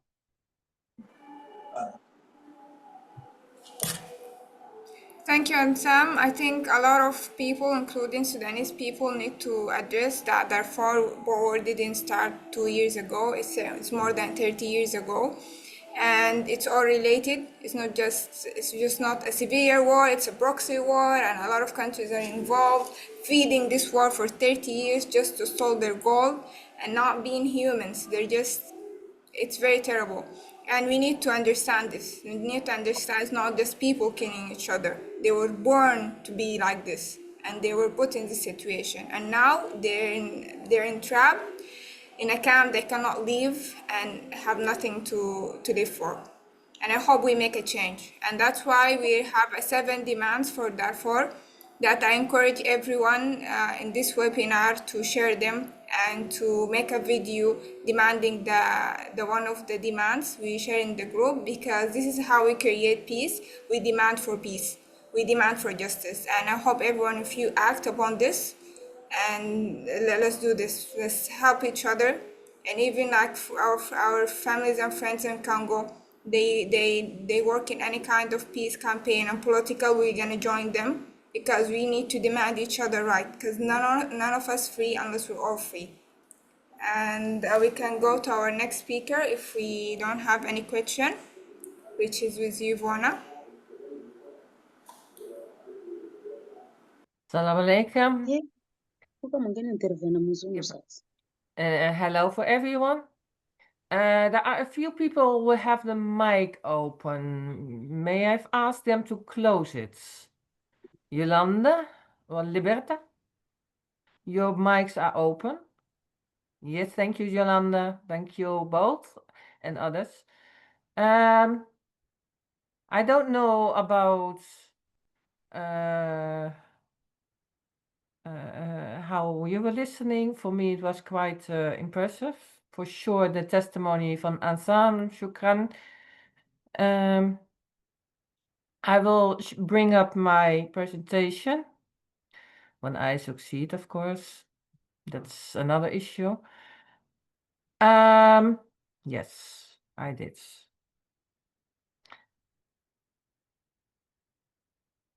One second. Something going wrong. I don't know.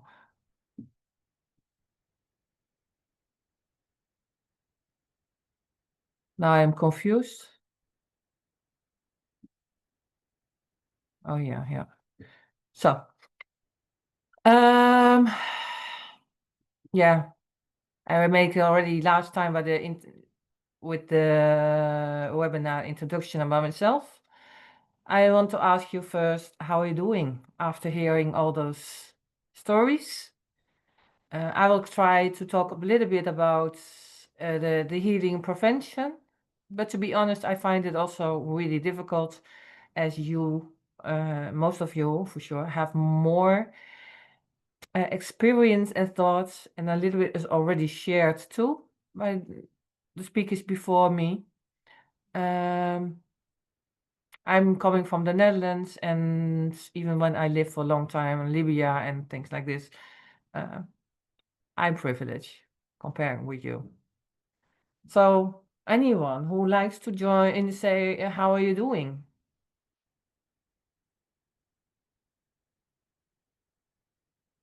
It's stay silent. Because actually this part will go about how to give support when there is no support. Because when you're living, by example, in Darfur, and there maybe are some NGOs over in Goma, we also know that not all the NGOs can give the aid they maybe want, or maybe even they are violating the rules and giving traumas to the areas. Does anyone have an idea what they need, or something idea, or they want to give by themselves for this? May I ask you about this? I think as Ruba, by saying how to give support when there is no support, maybe as in creating awareness as we are doing by now. Is it part of that? Yeah. Okay. Now I have to admit that actually when you see the next slides, I will also say you there is always support.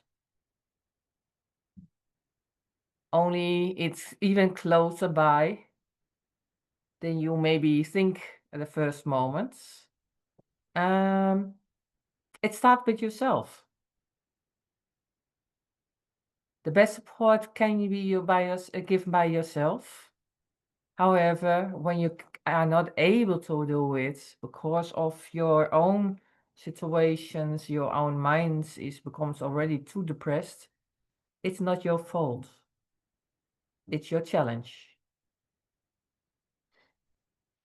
So the strength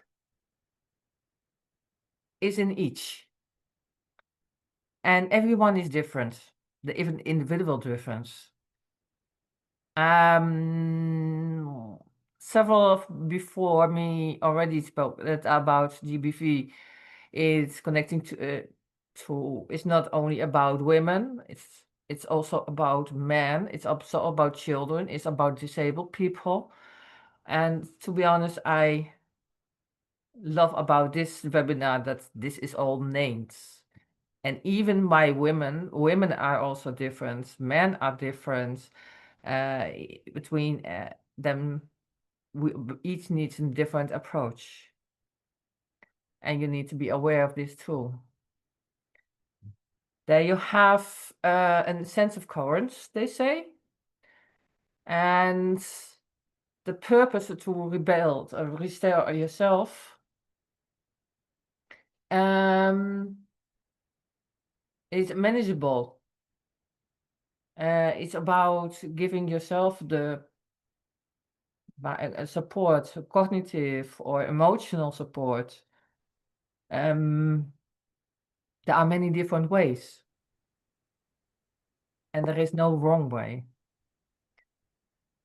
And the most easy way, and also to be ask you all to bring a paper and pencil next to you. What can help yourself is also by making a bingo challenge for yourself. Having the positive thoughts is helping yourself. Meaning of life is not about the moments and things. It's not even by the situation, the trauma you got. It's bigger. And to get the separate parts about the trauma in yourself, helping you building up some energy, making a positive mind is helping. Partly related to emotional part, or otherwise by the cognitive part.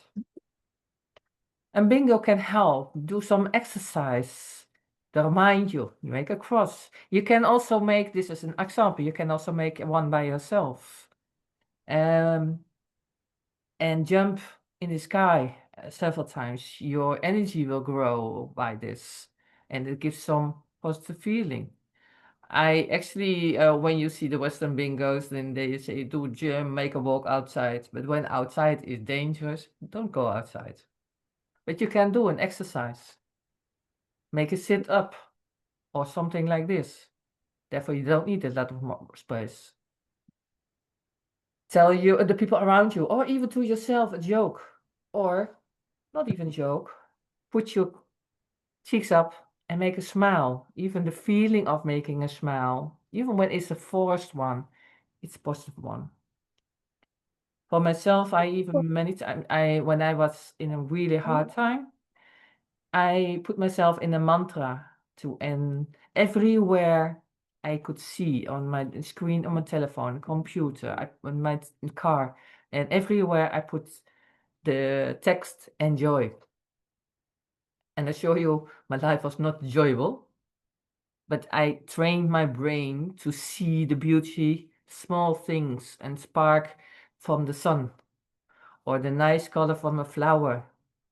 And by this, I develop a positive mindset and makes it easy to overcome the difficult time. Dare to ask help. This is not a problem to ask anyone for help. And maybe somebody else has another idea how to deal and deal with the trauma or something like this. Any suggestions, ideas? I love to share because you have more experience than I have, unfortunately. So I also like to learn. Like everyone can talk about their coping mechanism. Those who went through war or through personal suffering, they can share how they cope with it, and we can help each other by Yes, knowing new different mechanisms. Yolanda, you have an idea?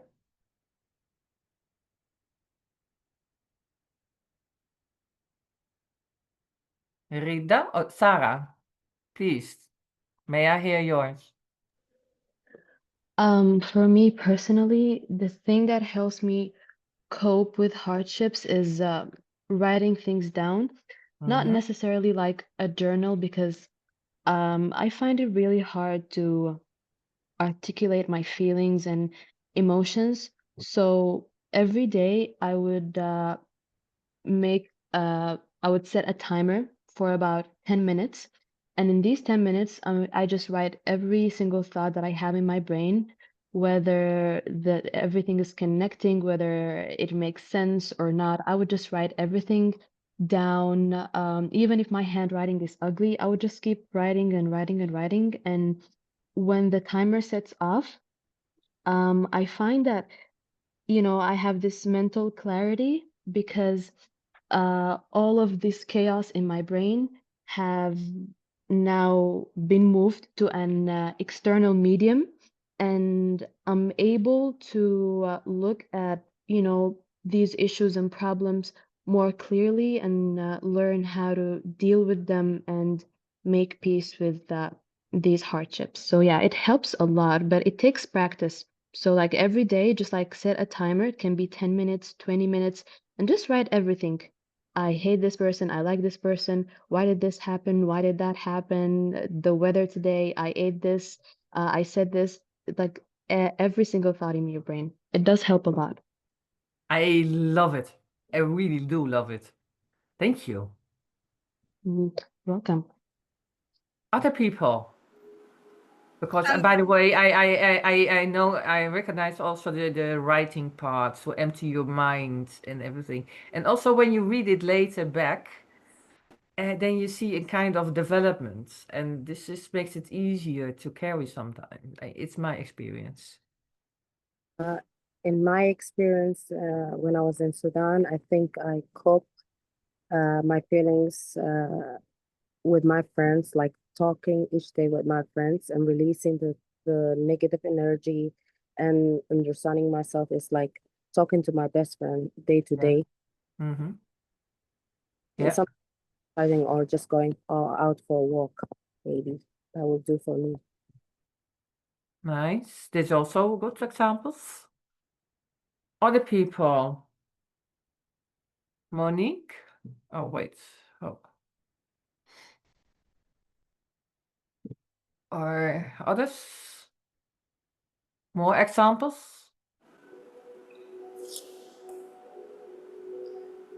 I think it's important we share our coping mechanism because just to let go of the overwhelming. And I like how she said like 10 minutes routine. I'm gonna use that for me because I like writing, but I never thought about 10 minutes. It's easy. So we give each other ideas.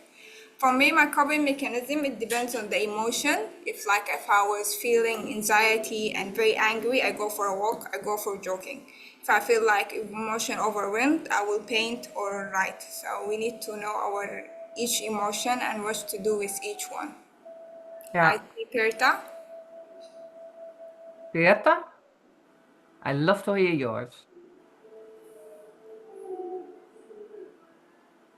Your mic is mute. Greta? Sorry. Yeah. For me, it's not mine specifically, but in the community where we live, especially in Goma, when people go through trauma and isolation, the most mechanism that we use is, should I say, spiritual healing, where we have prayers, we have these worship songs that people use and gather. It can't be like a community or a neighborhood coming together, but it's also sometimes a family that taking that time to pray and sing. And that moment really gives you a new way of thinking about what you are going through or you have been through, and helps you cope with trauma. I totally recognize this, and actually also by science.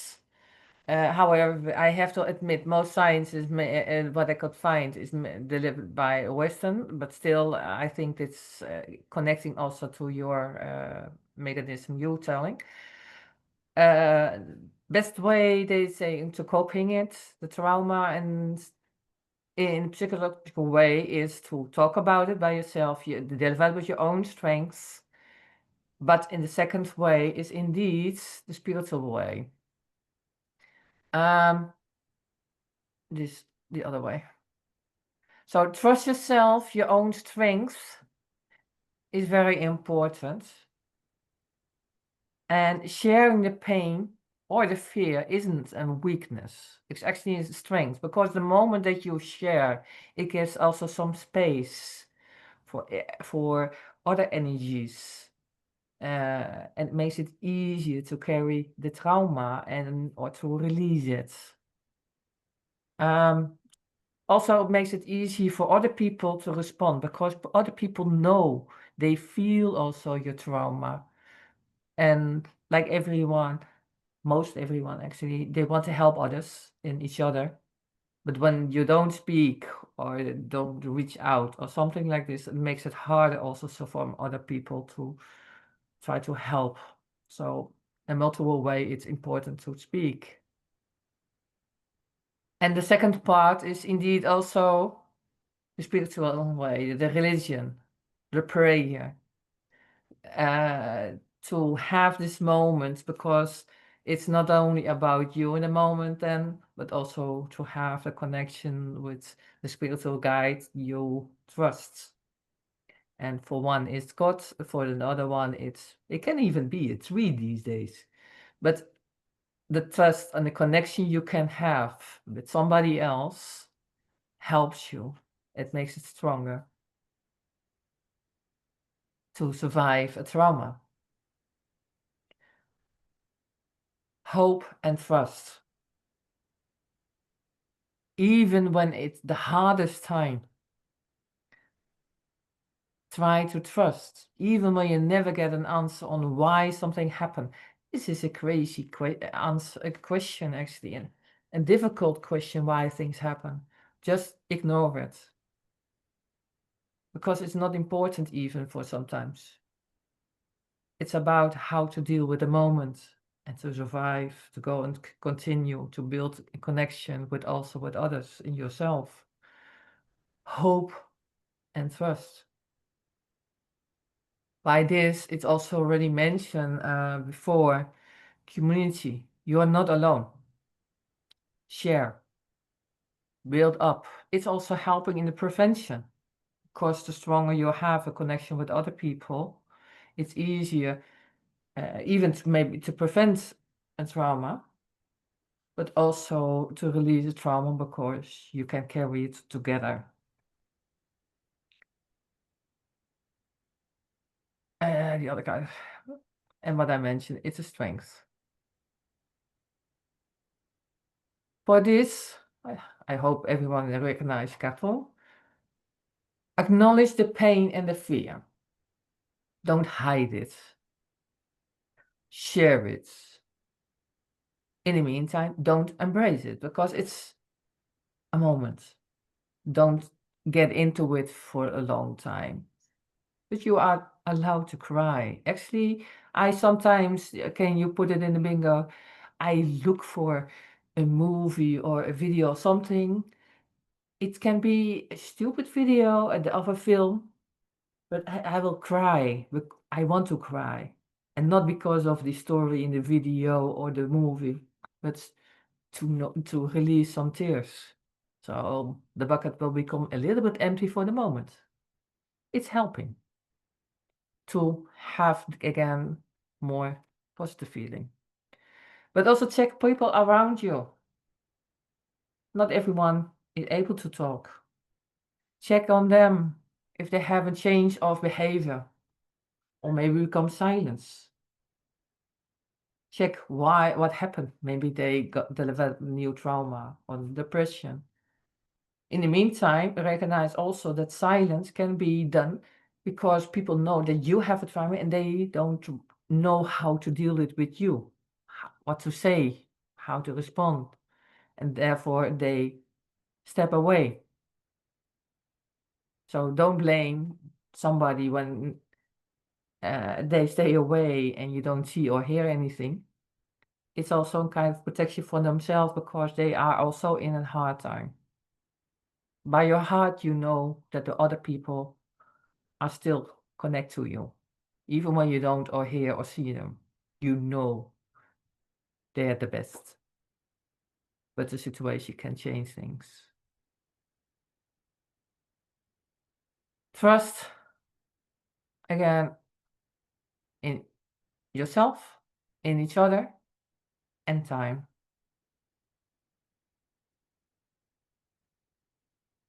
And then we have Goma with the questions. I hope I could bring a little bit after many information from other speakers, another part of the webinar. I don't know if you want to bring up more coping methods or have other questions, or maybe have ideas how to continue the webinars or other activities. Let us know. Eat your space, so if there's any questions, come forward, please.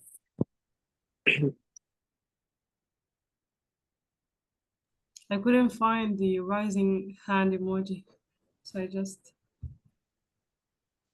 Oh, hello, Anson. Please let Hi. me know. Salam alaikum. So I just wanted to elaborate about the part of that you talked about sharing your feelings with others, because having a sense of community in your life. So I have a story about this. Oh, please. Many months ago, like my auntie died in Sudan. So me and my sisters and almost all of my family are we really relocated to Egypt right now. So we were almost all of us were together. So we were able to think about it. It sank in because we are together. So we were able to know what's happening, to understand what's happening, to acknowledge her that we're gonna miss her, but she's gone. We might meet again, like whatever you think or you believe spiritually. So because we were together, we were able to acknowledge it. But my sister she lives in Dubai, so she wasn't with us. So she's still in denial. She couldn't comprehend the information. She still thinks she is alive, and she believes she is alive.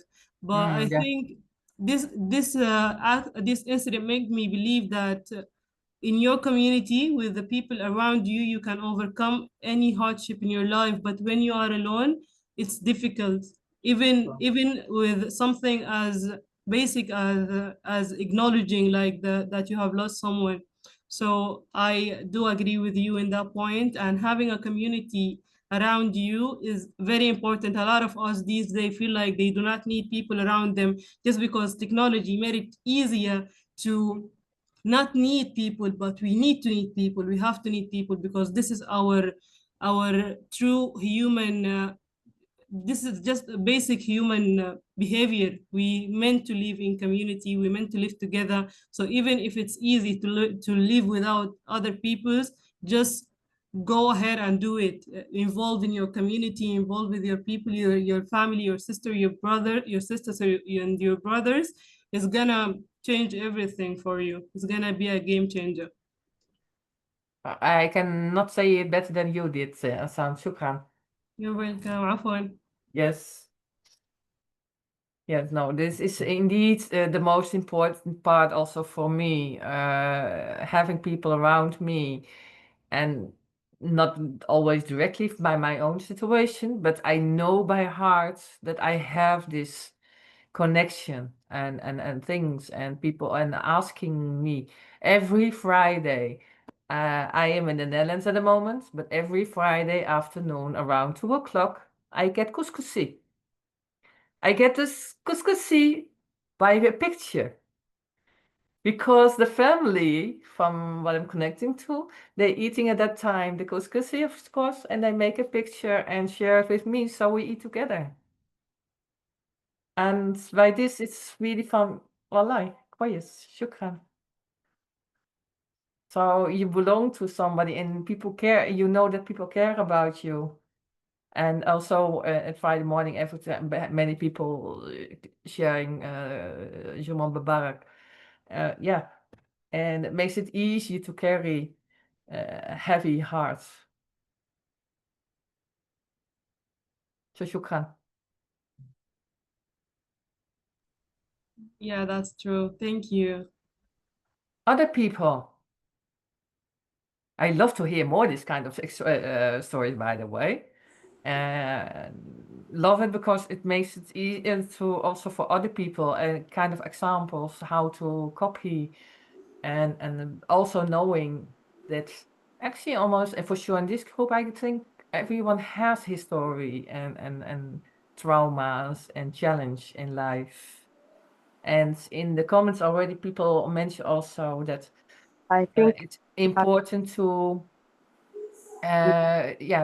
believe in your acceptance van Hakim, Shukran Hakim, is very important to understand yourself. And this is also what I mentioned in the previous webinar, knowing yourself, your own strengths, your own challenge, your weakness. By this, it makes it also easier to accept the trauma or to deal with the trauma. I have to, let's say, Sarah, you have a question or a comment. I just wanted to add into the aforementioned point about how a sense of community can save people's lives. And I wanted to share my perspective as a woman in her early 20s who was helping her elder family members navigate their trauma from war. So there is somebody with a mic open. I'm not sure who. no, I'm sorry. Someone was talking to me. Oh, it's you. I'm sorry. Then continue No, I'm really your sorry. story and let the other people come too. Say Yeah, welcome. so Hadley. what I was saying is that I do have a lot of elder family members, my aunts, my uncles, who have been extremely affected by the war in Sudan, whether mentally and physically, but they have a hard time coming to terms with the fact that they are affected. Many of them have PTSD, many of them have depression, many of them have anxiety, but they consider these Western Western illnesses.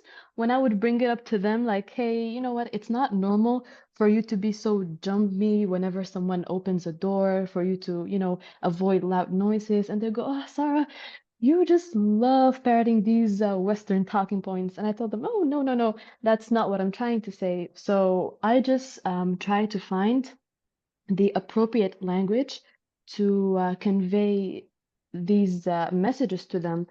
And I find it quite helpful, honestly, because when I do start conversations like these, they do find a safe space where they can share their emotions and share how they feel like this war has shattered something in them, and how they don't even know how to voice it out. They don't know how.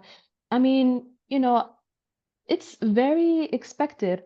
Us young people, we have the terminology, we have the terms, we have the words to identify what we're going through, what we're feeling. But many of these old people, they're either in denial, or they do not accept anything that uh terms that they're not familiar with. They say it's Western, this is just like foreign ideas. But like after a very long time, I spent about 7 months around family members because we were locked together in Sudan, of daily conversations about these matters, but I would avoid using the keywords like depression or anxiety or PTSD. I wouldn't mention any of these keywords so that they wouldn't think that I'm trying to lead them somewhere. But after a very long time, I found that it was really helpful to them to come to terms with the fact that they do actually need help. They need to engage in conversations. They need to be open about what they're feeling, because it has an actual effect on their day-to-day lives. It has changed them as people. They change their personalities, their perception of life, how they navigate their day-to-day life. So yeah, I just like thought about sharing my perspective of dealing with I love it. elder people when it comes I to these love it. subjects. And I really, really, really love to talk more about it with you, Osama, because I think I can learn a lot. And things like this I don't know about others. Because this is also what I mentioned before, that I, from my side, find it hard to mention things, knowing, and I learned a lot, really a lot, the difference. And in the meantime, I was listening and I was from, oh, it's like that I hear my own grandparents. They will say the same. They will not say the Western part, they will say the youth. So this is the modern way of blah, blah. In the meantime, I also got the idea for, okay, when people were saying, then is when they have the action response on a certain sound.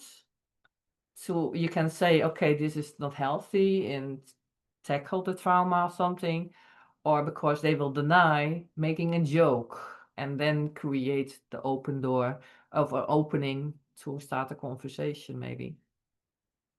Because I know that many like to deal with it in a joke. But yeah, I am really impressed, Sarah, with your story and your approach. Huge respect. Thank you, Sarah, and thanks for Ansam for sharing her personal story. Allah can we give a chance even to Hakim, because he raised his hands as well? Oh, yeah, I did not see his hands, of course. No worries, no worries. I thought also it was important to give space to the others.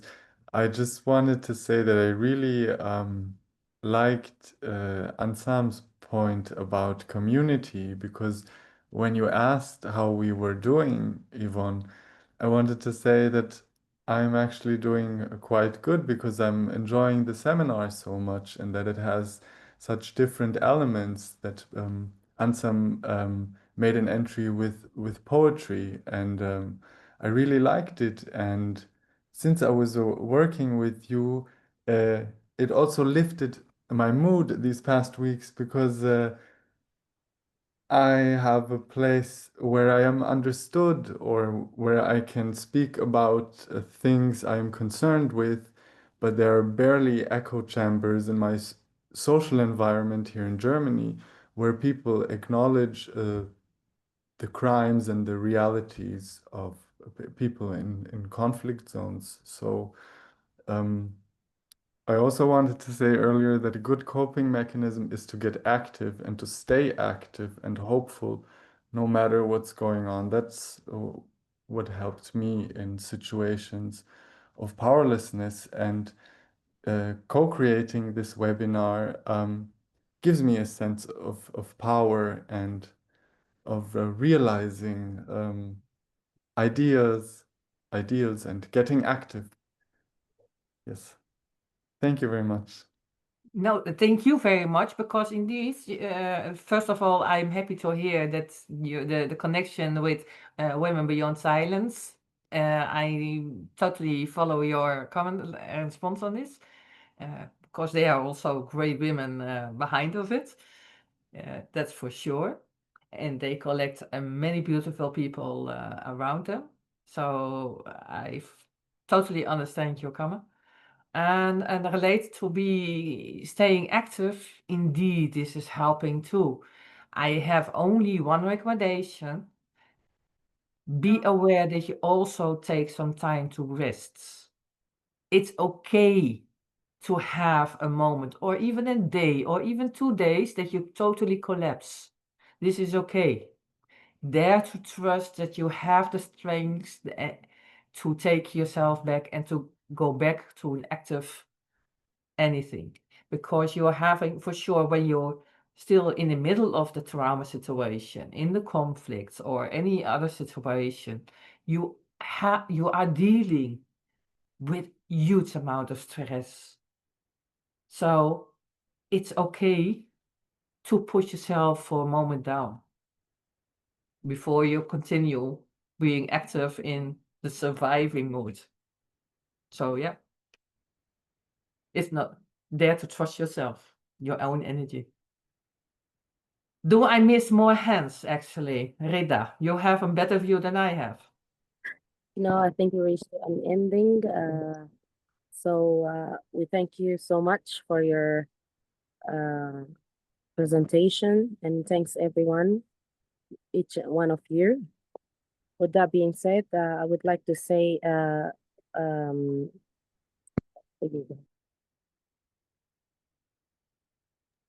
thank you so much to each speaker for your powerful presentation today.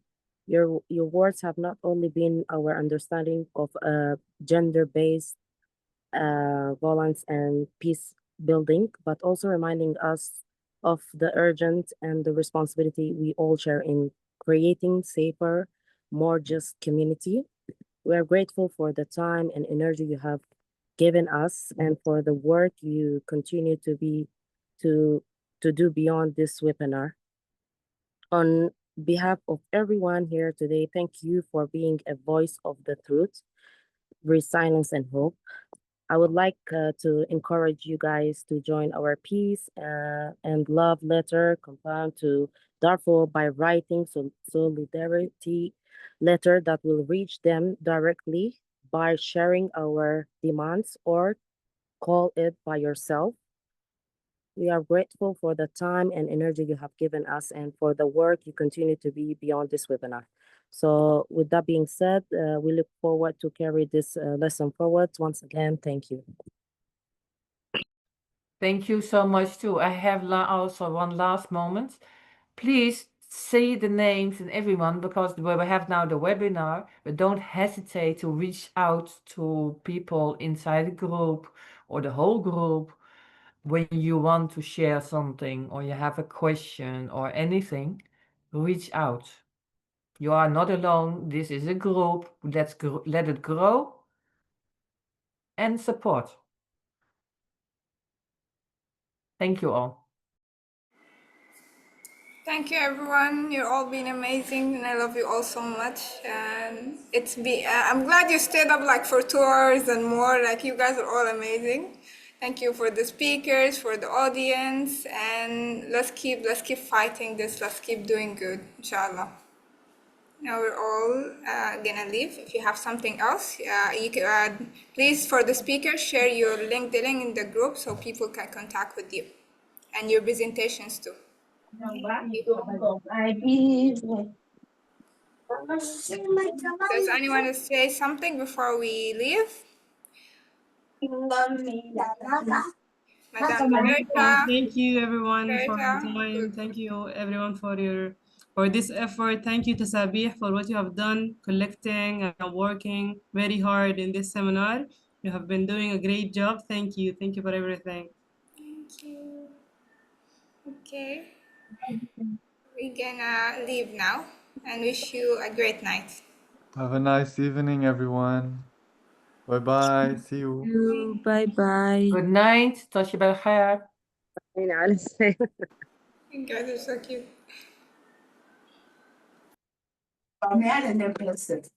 assignment tun kafin gobe ma su ƙara bari a dama ne jiya ba ta yi training. Na'am.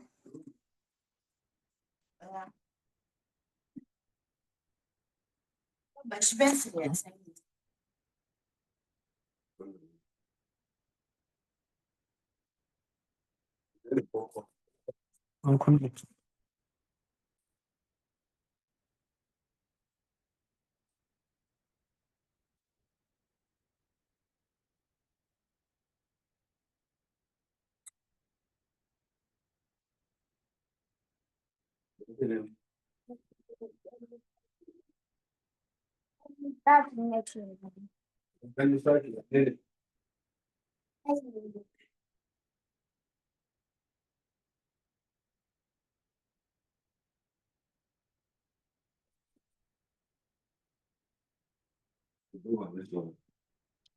Me kake nema?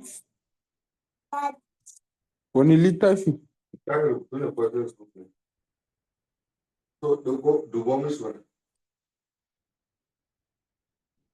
Ina assignment ɗinka da baka yi jiya ba. Ba ga shi nan ba?